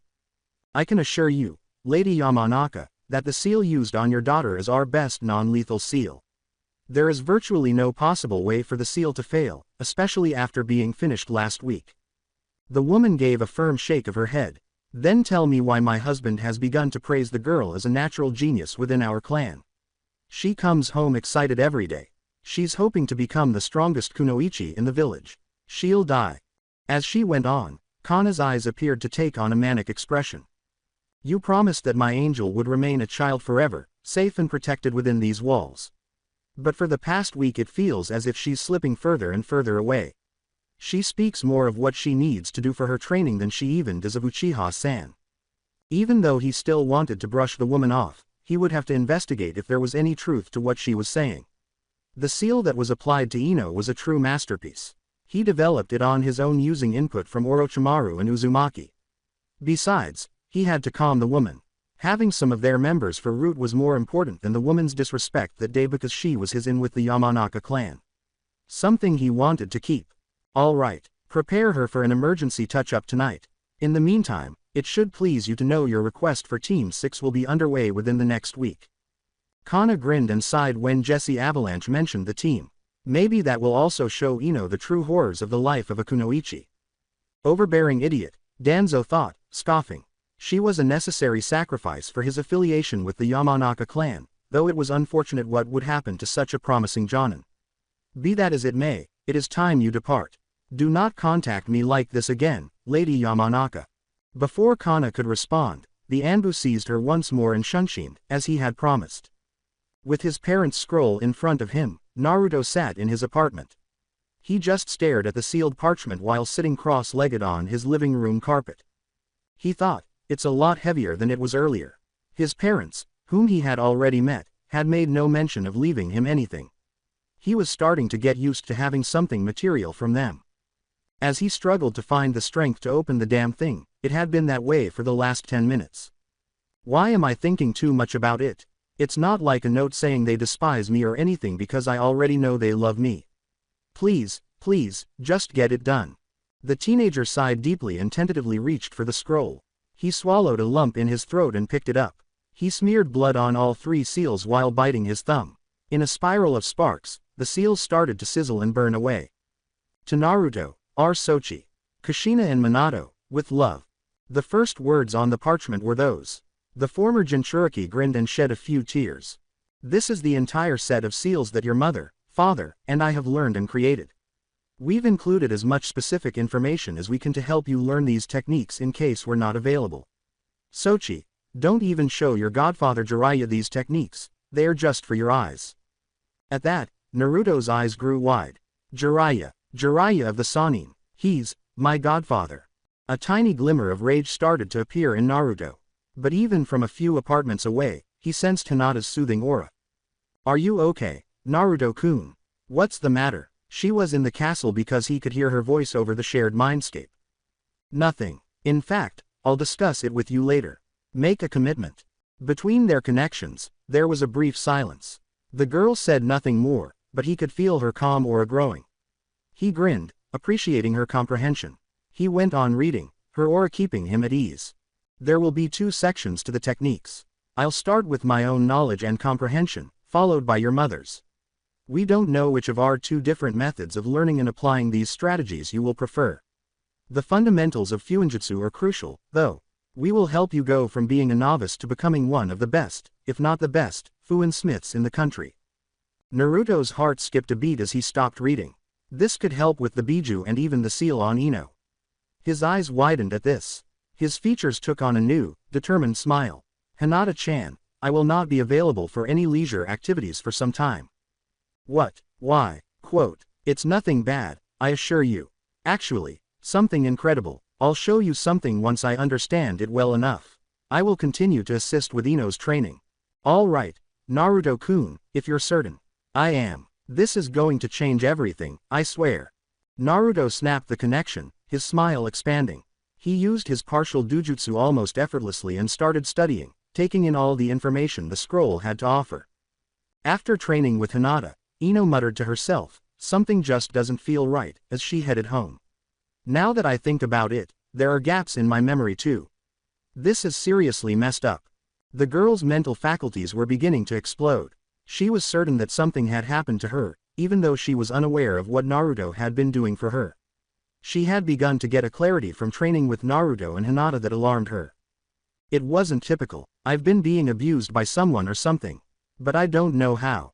A part of her was afraid. She wasn't a moron. Now it was clear that someone had been preventing her from growing. However, she was unable to determine who or how. No, she sensed something. She didn't want to draw any conclusions just yet, though.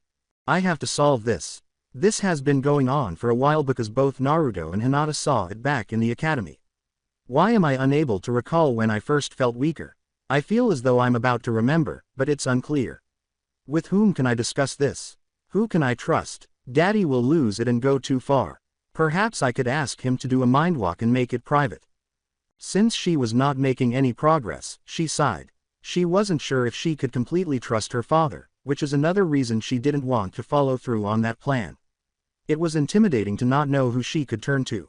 Despite her desire to discuss it with Naruto and Hinata, she was unsure of what they could do to assist. She called, Tadaima, as she walked into her house. Her mother smiled broadly and said, Okari, Ino-chan. Ino felt a shiver run down her back for a moment. Once more, she had a gut feeling that something wasn't right. That matched what she didn't want to think. With an overly sweet tone, Kana inquired, How was your day, sweetie? Were you out searching for Sasuke-kun? The blonde who was younger shrugged. She started to pass her mother, but noticed that she was stiffening, so she said, No. I was training with some friends. Oh, is that so? Sighed Kana. Well, get cleaned up. I'm going to make your favorite tea, then we can take a walk together. Is that fine? Ino's eyes grew wide, and she nearly stopped walking, but she forced herself to continue. Why yeah, that sounds great Okawa-san. I'll take a quick shower. Take your time sweetie. With her heart hammering loudly in her chest, Ino ran up the stairs. The tea, the damn tea. She swore to herself. She was recalling. The fog was beginning to clear. They had just begun their final semester at the academy. Special Yamanaka tea was the first time her mother had ever prepared it for her. For the first time in her memory, she could recall her thoughts growing fuzzy. In addition, she had consumed the tea just weeks prior to their academy graduation. That's when she was feeling her worst. No, it isn't possible. She's my mom. She couldn't finish her thought because it was starting to make too much sense. She would never. She had developed a rivalry with Sakura over Sasuke because of her mother. Although Ino did find the Uchiha cute at first, she realized early on that Sasuke was too strange. She had been more interested in pursuing the boy than she had been. However, it appeared that her mother encouraged her to do so. The Yamanaka recalled that her mother had consistently resisted her father's attempts to teach her their family jutsus at an early age. Kana would advise Inoichi to slow down or be gentle with her, even when he began to try to train her. Her training had never been approved by her. One day, her mother told her, You should aim for a comfortable life with a nice man to take care of you. Choose life over death, my angel. Sasuke-kun would make an excellent husband, don't you think? The blonde shut the bathroom door and leaned back against it as she entered. Every time I drank that tea, I would begin to feel woozy for days afterwards. It must be mom. What if daddy is also involved? She wasn't entirely convinced by that. When they were no longer able to train together, Inoichi appeared devastated. The girl had an idea before she could begin undressing to take a shower. Approaching the shower, she turned it on full force. After letting it run for a few seconds, she quietly walked out of the bathroom. She started to slip back downstairs, muffled her footsteps with a basic method she had learned in the academy. Making every effort to remain silent and out of sight, she would carefully make her way to their kitchen. As she went about making the tea and some snacks, her mother was humming a song to herself. As Ino observed her joyfully preparing the ingredients, the younger Yamanaka briefly believed she was making a mistake. Sadly, she would turn out to be right. When she saw the tea leaves her mother was using, her eyes widened and then a tiny rage filled her chest. To be precise, they weren't tea leaves. The flowers were angel trumpets.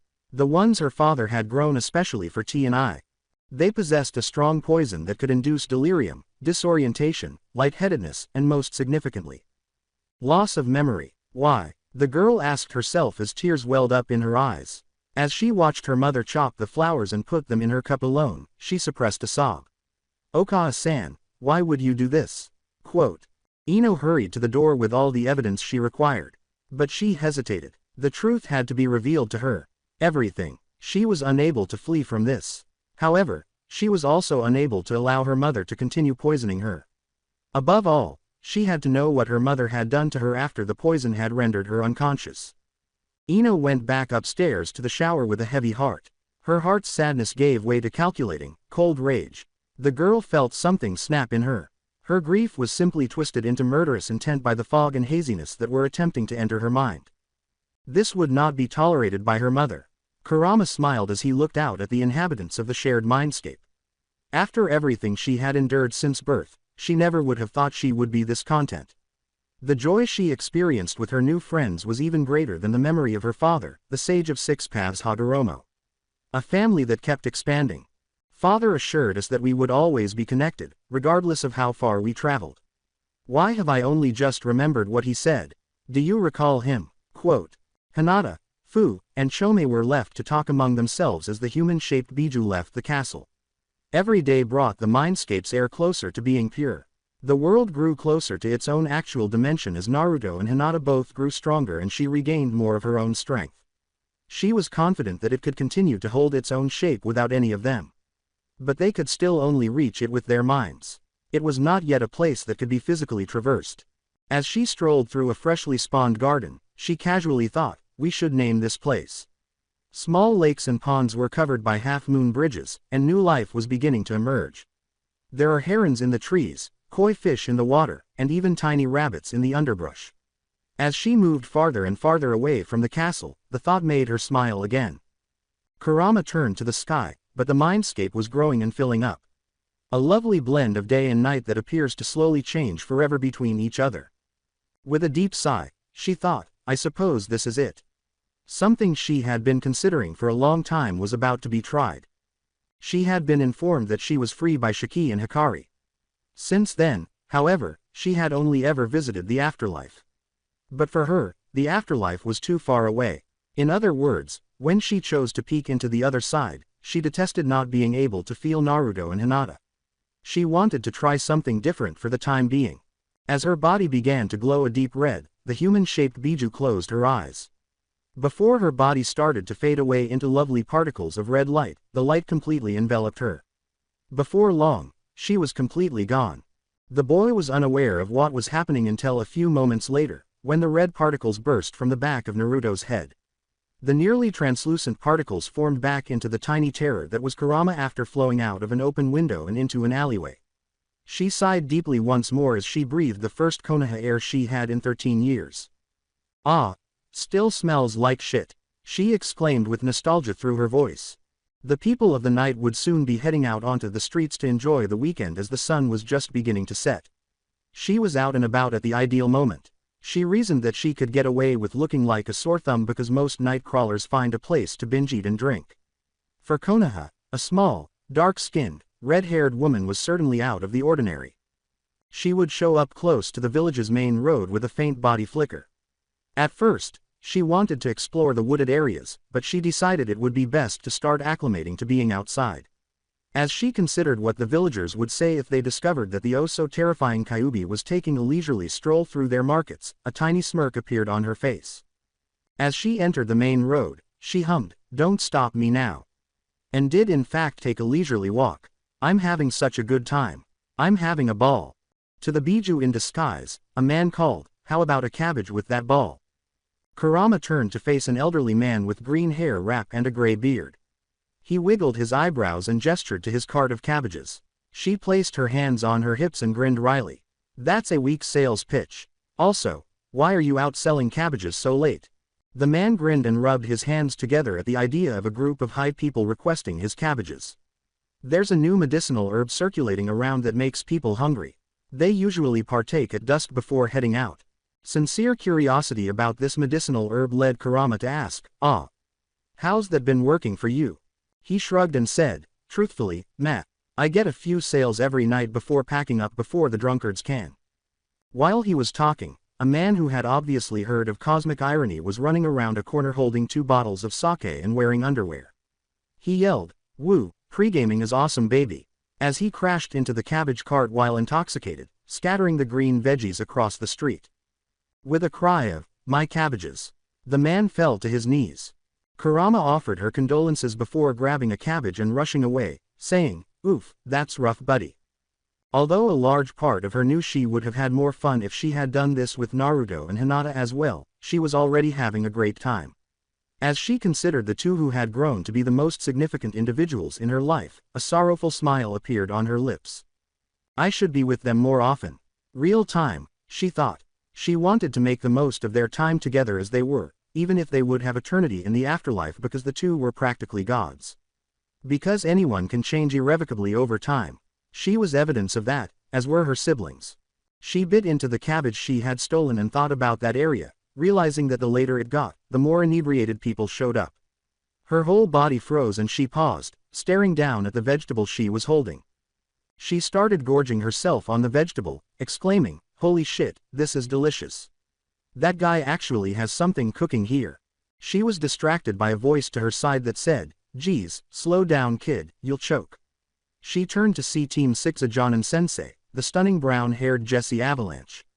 The woman was being closely followed by said team, who were all observing the tiny Biju with interest and laughter. "Kid," Kurama cocked a hip and let a portion of her kimono fall off her shoulder, raising an eyebrow with a sly smile. The woman's slightly toned muscles and her, admittedly, enticingly thick thighs and hips made Jessie flush. Nobody could ever claim that Kurama didn't have a seductive thickness in every other area, even if she were as flat as a washboard. Quickly, Jessie bowed, "Sorry, I didn't mean to offend." Kurama simply gave a shrug. "No harm no foul, it's a pleasure to meet you, miss." Jessie waved to her students, saying, Jessie Avalanche, this is my genin team, Biggs, Wedge, and Amy." Wedge waved jokingly, Biggs crossed his arms and scoffed, and Amy appeared to watch the woman shyly but was more preoccupied with herself. The girl was looking at her legs with envy, and the red-haired Biju smirked. Naruto and Hinata examined that girl in the academy. Based on my limited recollection, she appears to have changed significantly since her bullying days. Jessie said, "So, you're not from around here are ya?" Kurama laughed and said, "Kinda obvious huh? Nah, I'm just visiting a friend for a while. Though I may be looking into citizenship soon." The woman with the brown hair asked, "Oh, anybody I'd know?" Kurama's smile became somewhat menacing. Despite her generally friendly demeanor, Jessie was aware that the woman was questioning her to some extent. Given what had happened to Hinata all those years prior, her skin tone alone shouted Kumogakur, which would make almost everyone in Konoha uneasy. But she might also benefit from that. She pretended to be a little depressed, but the thought of what had happened to Hinata actually made her feel both sad and angry. "I believe the past of my people and the ones I've become friends with are known to be strained by your higher-ups. It would be best if I kept the acts of reconciliation between myself and my newfound friends." With a slight recoil of shame, the woman gave in and said, I see." Kurama was happy to see how quickly the woman picked things up. Jessie knew it was best to ignore the situation. She believed that Kurama must have been a significant figure from Kumo, there to restore some semblance of goodwill with the Hyuga clan. She also didn't think Kurama was acting strangely. If only she were aware. Kurama thumbed the bar behind her, deciding it would be best to shift the conversation back to more friendly subjects. "So, I was about to get my night started with a few drinks. How about you all keep me company?" Jessie nodded and laughed. "We were headed there anyway. Amos gotten addicted to the wings." "Sensei," Amy exclaimed in embarrassment and frustration. Wedge and Biggs simply laughed at the girl's response. Kurama went into the bar called Seventh Heaven, with her new friends. The interior was much cleaner than she had anticipated, and the primarily wooden space exuded a sense of refinement that was not typically found in a dive bar. It wasn't stuffy, though, because there were a few pinball machines next to a tiny stage in the room's corner. The establishment appeared to be nearly full, with a large number of customers already inside. Because of the crowds, Kurama couldn't help but feel uneasy. She had been alone before. However, that was the reason she had decided to investigate the inner village rather than merely the surrounding forestlands. She needed to improve her crowd handling skills. Jessie placed a hand on her shoulder and she winced. "Not really your type of crowd?" she asked with a hint of concern mixed with laughter. "Nice meadows, a picnic, and maybe some quiet company is more my speed." When Amy heard her, she became alert. "Same, honestly, you're trying to break out of your comfort zone, aren't ya?" Sheepishly, the Biju nodded. "Guess it's that obvious." Rolling her eyes, Jessie started to shove the girl into the bar. "Well, you picked a great night for it. It's karaoke night," Kurama asked, his eyes widening. "Kara, what now?" When Jessie pushed the girl into a booth with her team, everything went into overdrive. Everyone ordered from the menus that were set out in front of them, and Kurama simply followed orders. Even though Kurama was still unaware of what karaoke was, Jessie eventually went to sign them all up for it. Groaning, Amy clarified, "You sing. In front of everyone." Wedge gave the girls a pat on the back. "Ah, don't feel bad, Amy. Biggs is terrible at singing too." Biggs pouted and shot, "Fuck off. Just because you can hold a note doesn't mean you're better than us." Amy looked Biggs square in the eye and said, "It does. It absolutely does." When people started to stand on stage and sing, Kurama finally understood, though she was still a little perplexed. "Ooh, so it's just a bunch of drunk people getting up and singing bastardized versions of popular music in a feeble attempt to get the opposite sex to court them," Kurama said with a chin raised. Amy exclaimed, "That's one way to put it, but it's mostly just for fun. You don't have to take it seriously." "Says who?" Jessie called, carrying multiple beer bottles back to the table. She distributed them to everyone before slipping in beside Kurama. "I thought I saw the woman's eyes change into Ryo symbols. You should always treat karaoke like a real-life mission. Especially when prize money is available," Kurama said. Amy rolled her eyes and said, "Ignore her. Just get up and have fun. Maybe you'll be better than me and Biggs. Why do I keep catching strays here? I could sing if I wanted." Amy deadpanned, "You killed Hakuna Matata last week." Seeing a team that got along so well up close was charming to Kurama. Though she wouldn't hold her breath, she hoped Naruto and Team 7 could achieve that amity. It was evident that the blonde himself found greater solace in Hinata, Fu, and herself, even though it appeared that they were beginning to accept Naruto. He was not as dependent on his team's approval as he initially believed. Aside from that, she nodded in agreement and took a sip of the beer Jessie had brought. It was evident from the bottle that the same bar owned the brand. Everyone should occasionally come hang out here." Finally, a man in a rather ostentatious-looking white suit took the stage. Speaking into a microphone, he exclaimed, "Ladies and gentlemen, I hope you're having a wonderful time here at Seventh Heaven." The audience cheered loudly, with Jessie leading the way. "All right, it's time to get the monthly karaoke competition underway. We've got a great turnout this time, so my boss has decided to triple the prize money for the winners tonight. 150,000 Ryo are on the line." The building shook as more raucous applause filled it. Kurama scowled a little, enjoying the atmosphere despite the noise. As she downed her third beer and shook her head with a wry smirk, she could tell Amy was about the same. She would allow the girl to have a drink. As he drank his own drink slowly, Biggs questioned, "What's so special about tonight?" With joy, Jessie called, "It's team night. But don't worry, I only signed up me, Wedge, and Kurama-chan." Kurama blinked. "Wait, me, why? You have an air about you. Something tells me you'll do great. Just follow our lead."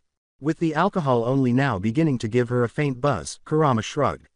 She estimated it would take hundreds of the beer to make her truly inebriated. In any case, it was sufficient to allow her to follow the current. As the groups rose, it became evident that the majority of them were either inebriated and unable to perform well or simply not competent in the first place. It was their turn after a terribly ill-executed performance of Fighting Dreamers. They were going to sing a song, and Kurama wondered if she would even know it. However, she realized that she could just connect with one of their souls and figure it out. Being a walking chakra spirit, she discovered she could execute another clever trick. Wedge abruptly called and leapt off the stage, then approached the band and whispered to them, "Hey, sensei. Sorry about this. What's he doing? Inquired Kurama. Jessie's eyes grew wide, but she shook her head, sighed, and grinned. Guess he's leaving it to us. Wedge returned to the Amy and Biggs and gave them the thumbs up. Jessie started singing first, followed by a guitar strumming as the band started to play. I've called for you, please come see me, don't suppress your desires. I fill you up, let you drink from my cup, and I have what you truly desire inside of me. Come on, put me down, because you are familiar with this sound. And in the dead of night, and in the dead of night, I'm yours to tame, just call my name. And in the dead of night, and in the dead of night, I'm awake and hankering after your flavor. All night long, until morning, you're going to get yours, oh no oh, I'm getting what's mine. And in the dead of night, oh no, in the middle of the night. Quote. The bar's patrons appeared almost enthralled, and Kurama grinned at Jessie. As she began singing the following stanza, she kept thinking that she needed to move forward with Hinata and Naruto. Like a hurricane, these roaring waves and blazing flames sweep over me. I'll enthrall, hypnotize you, make you feel strong, but it's me once more. Quote. Unconsciously releasing divine energy with her words, Kurama captivated the entire building. The audience was in complete awe of the two women on stage. Come, put me down, because I am aware of this, because I am aware of this love. And in the dead of night, and in the dead of night, I'm yours to tame, just call my name. And in the dead of night, and in the dead of night, I'm awake and hankering after your flavor. All night long, until morning, oh no, I'm getting what's mine, and you're going to get yours. And in the dead of night, oh my God, in the middle of the night. Quote. The two would continue performing without ever noticing how everyone in the bar looked like zombies. The building was rocked by thunderous applause after the song ended, with Kurama and Jessie both flushed and a little sweaty. The pair won the competition, of course. Amy exclaimed, holy shit, Kurama-chan. That was amazing, as the audience at last let the two return to their table. Jessie exclaimed, and with these winnings, drinks are on me. Which caused the audience to roar once more. The sly smile on Ami's face made Biggs and Wedge go pale. Kurama looked questioningly at the two men and blinked. Amy, please, Wedge launched in. The girl cheered, somehow already holding 2 bottles of beer and downing them simultaneously. Nope, sensei's paying, so I'm getting hammered, she said. Kurama remarked, huh, she's not as timid as I thought she was. Biggs slammed his head against the table and said, she's a completely different person when she's drunk. Kurama smirked and chose to accompany her. Neat. Kurama was ready to go into the night to continue exploring Konoha after assisting Biggs and Wedge in carrying their fallen sensei and teammate home. A strange tingle in the back of her head caused her to pause for a moment. The tingle was nothing new to her. When someone she knew was in trouble or attempting to get in touch with her, she followed her instincts. She took a moment to spread her aura, but neither Hinata nor Naruto were near enough to ping her senses. However, she did sense a familiar feeling. The Yamanaka, hold on. Quote. Kurama had become so used to Ino's particular signature because she had spent so much time with Naruto and Hinata. Kurama had been somewhat invested in the girl's well-being after finding out about the seal on her, but she didn't give the girl much attention. She could tell the girl was a little panicked by feeling her signature. Even frightened. She thought, that can't be good, and instantly disappeared, vanishing into the night's shadows in search of the girl. It wouldn't be long before she saw the girl being carried through the deepest reaches of Konoha's forest by a blank-masked Anbu. The girl had a black tarp over her body and a black bag over her head. The girl wouldn't have been recognizable if it weren't for Kurama's ability to sense her. Kurama knew the girl was lying, even though her body appeared limp. She must have intended to discover the truth about her condition on her own. However, this is incredibly risky. Do I need Hinata-chan and Naruto-kun? She knew that wasting even a single second could have disastrous consequences for the blonde mind walker, so her thoughts were brief. No, I should let them do their own thing for a while. Furthermore, I don't really need assistance to deal with whatever this is. It might be beneficial to get to know the Yamanaka girl without disclosing Naruto's past as a Jinchuriki. The fox spirit suddenly had an idea. With a menacing grin, she ducked into a shadow and quickly made contact with the Anbu's shadow. This is foolish. This is incredibly foolish. With a hint of panic, Ino thought. Someone she did not know was carrying her somewhere. She wasn't a tactical genius, but she was regaining her cognitive abilities. She hadn't given her plan enough thought. She was not a Nara. After she was put to bed, whoever or whatever had taken her had done so at her mother's request. She came down to have tea with her mother earlier that day after taking a shower. Ino's rage only intensified upon witnessing the woman's radiant smile. She managed to remain composed enough, though, to use a subtle genjutsu that gave the impression that she had actually consumed the tea. Still using the genjutsu, Ino poured the drink down the drain while offering to clean the cups. She then carried on as usual, understanding that it took some time for the poison to begin to affect people. She appeared to faint in her room, playing the part as best she could. Her mother quickly stopped by to check on her. As her mother rubbed her head, brushed her hair aside, and planted a kiss on the back of her neck, she suppressed the urge to flinch. Ino had to use all of her training with Naruto and Hinata to keep her heartbeat and breathing steady when she mentioned something about a seal. A seal, a damn seal, she exclaimed in her head. I'm being stunted by her. She heard her mother's crazy mumbling about keeping her baby forever, and then she felt the woman release a chakra pulse using what little chakra and ninja training she still had.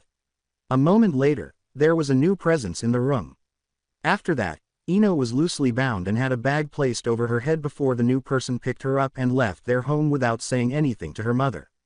For better or worse, Ino started mentally. I need to know what's happening. The last thought was emotionless, with a faint divine energy pulsing through the back of the Yamanaka's neck. And if possible, I'll fucking kill her. Kurama and the Anbu arrived at what appeared to be a collapsed portion of the mountain after traveling through Konoha's inner forestlands. The portion of the mountain stood out somewhat due to what looked to be a rockslide, but it was obviously caused by explosives. A deliberate cave-in. It served as the entrance to one of Orochimaru's few Konoha hideouts. The dark deeds were buried deep within, but it was evident that it had been sealed years ago to be forgotten by everyone. As well as all the tools and records. Danzo was not one to waste an opportunity like that. He went right away to claim the base as his own after the fourth Hokage died. At the cave-in, the root agent carrying Ino came to a halt, and a seal materialized beneath him.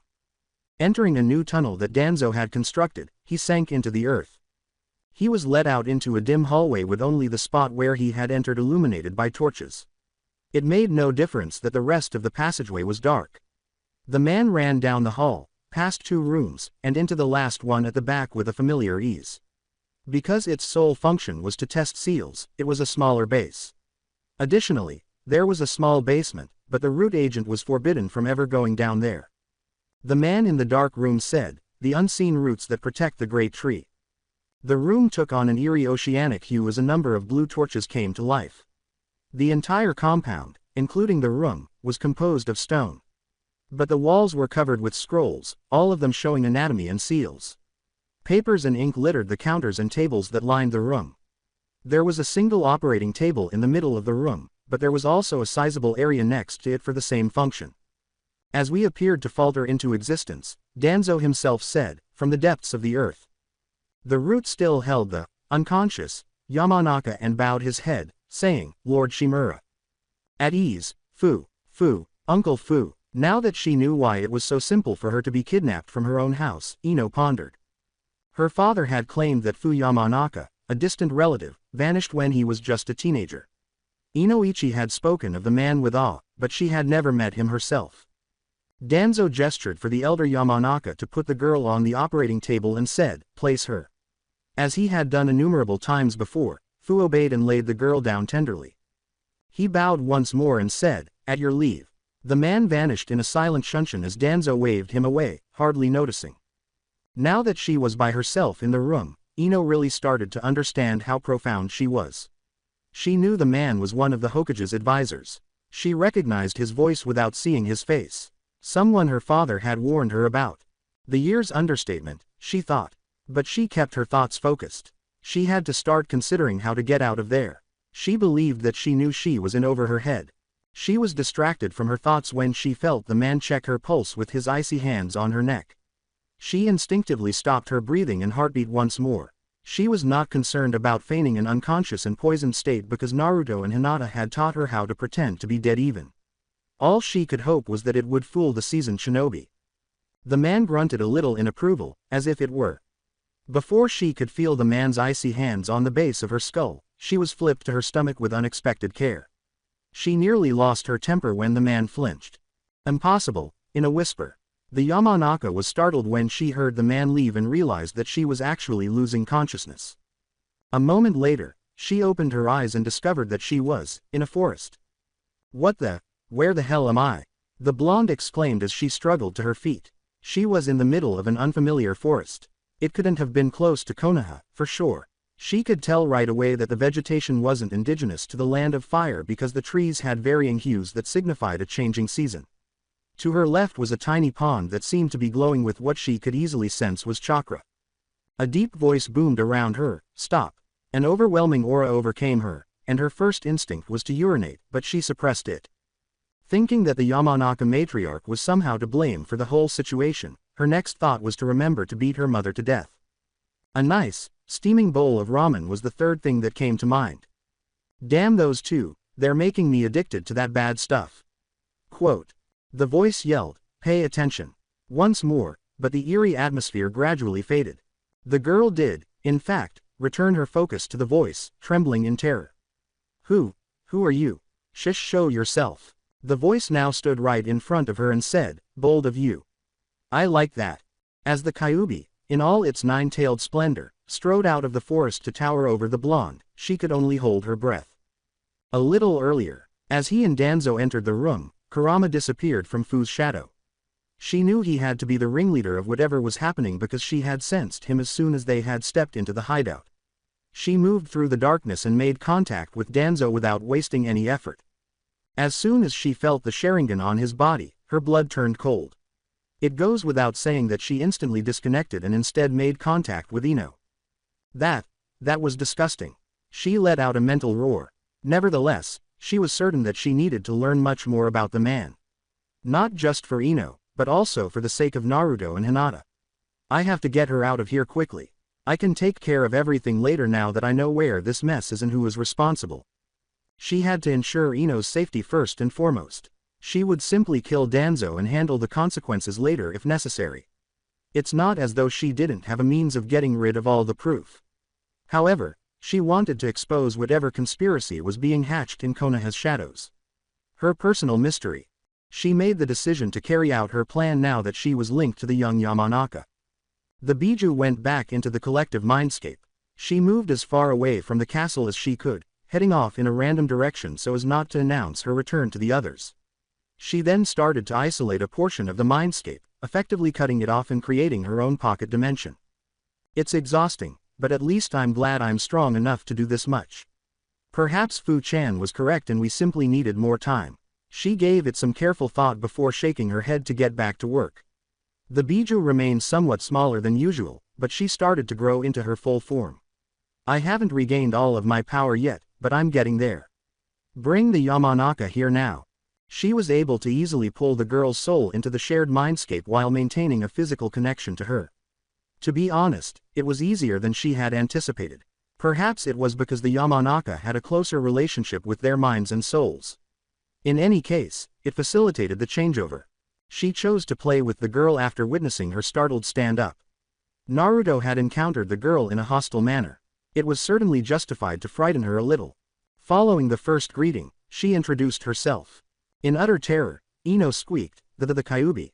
The blonde dropped to her butt and stumbled back, her hand sinking into the pond to halt her fall. Please don't eat me." After responding, Kurama laid down slowly a few yards away from the girl and said, "I prefer chicken wings. Besides, I brought you here to help you, not kill you." The girl screamed, Help me. What's even going on right now? Calm down and listen." Kurama fully contained her grotesque aura. "Time to take things seriously. There's a lot that you are about to learn and we don't have a lot of time. Just know that I've been watching you for a bit and I am willing to aid you in your current predicament. You do remember you were abducted, correct? My current. Then am I dead? The fourth Hokage killed you, so this is the afterlife." Kurama gave an eye roll. "No, you're not dead. I pulled you into a mindscape, though you can consider this as close to the spirit world as you could get. Now to make a long story short, I'm going to send you back and advise you on how to get out of your situation. I'll lend you some of my power to do so, but you must listen to everything I say with no question. If you don't, the possibility of you escaping unscathed will drastically decrease." Ino was unsure of what to think or say. She hadn't thought of a way to get away from Danzo herself, but nothing made sense. She swallowed the lump in her throat, deciding to accept it for the moment. There's no use in scrutinizing a gift. I'll try. After giving a nod, the Kyuubi's eyes flashed, sending Ino out of the mindscape. Once again, Ino felt the Warhawk's icy hands on her as she came to. This is unprecedented, the man murmured internally. The seal has been altered, but I can sense no trace of a foreign chakra. How is this possible? Has it rewritten itself? But that's simply not possible either. It looks as if it has been erased, but only the parts to limit her cognitive abilities and induce fatigue. Yet, there is clearly an invisible seal boosting her somehow. She made the decision to save those words for later. "KY, are you there, Kyuubi-sama?" Quote. Yes. A reply appeared at once. Now calm down and just focus on staying still. I've been slowly feeding my chakra into you and it's almost at a point that you'll be able to use it. Once you do, you will be in a fuckton of pain. But as soon as you feel it, that's when you need to move. You should see a door to your left once you're up. Ino swallowed mentally. She had no other option, but none of that sounded good. The minute the man turns his back on you, I'll release the last of the chakra and you need to move immediately. Ino nodded mentally and started to pay close attention to the man's probing of her neck. Any attempt to reapply the seal or copy what's left of it simply fades the ink in some way. This would be revolutionary if I weren't so thoroughly confused on what is even happening. The man sighed. Perhaps the Uzumaki notes will have the answer. Notes from Uzumaki. After giving it careful thought, Ino heard Kurama growl in her head. What's the matter? Quote.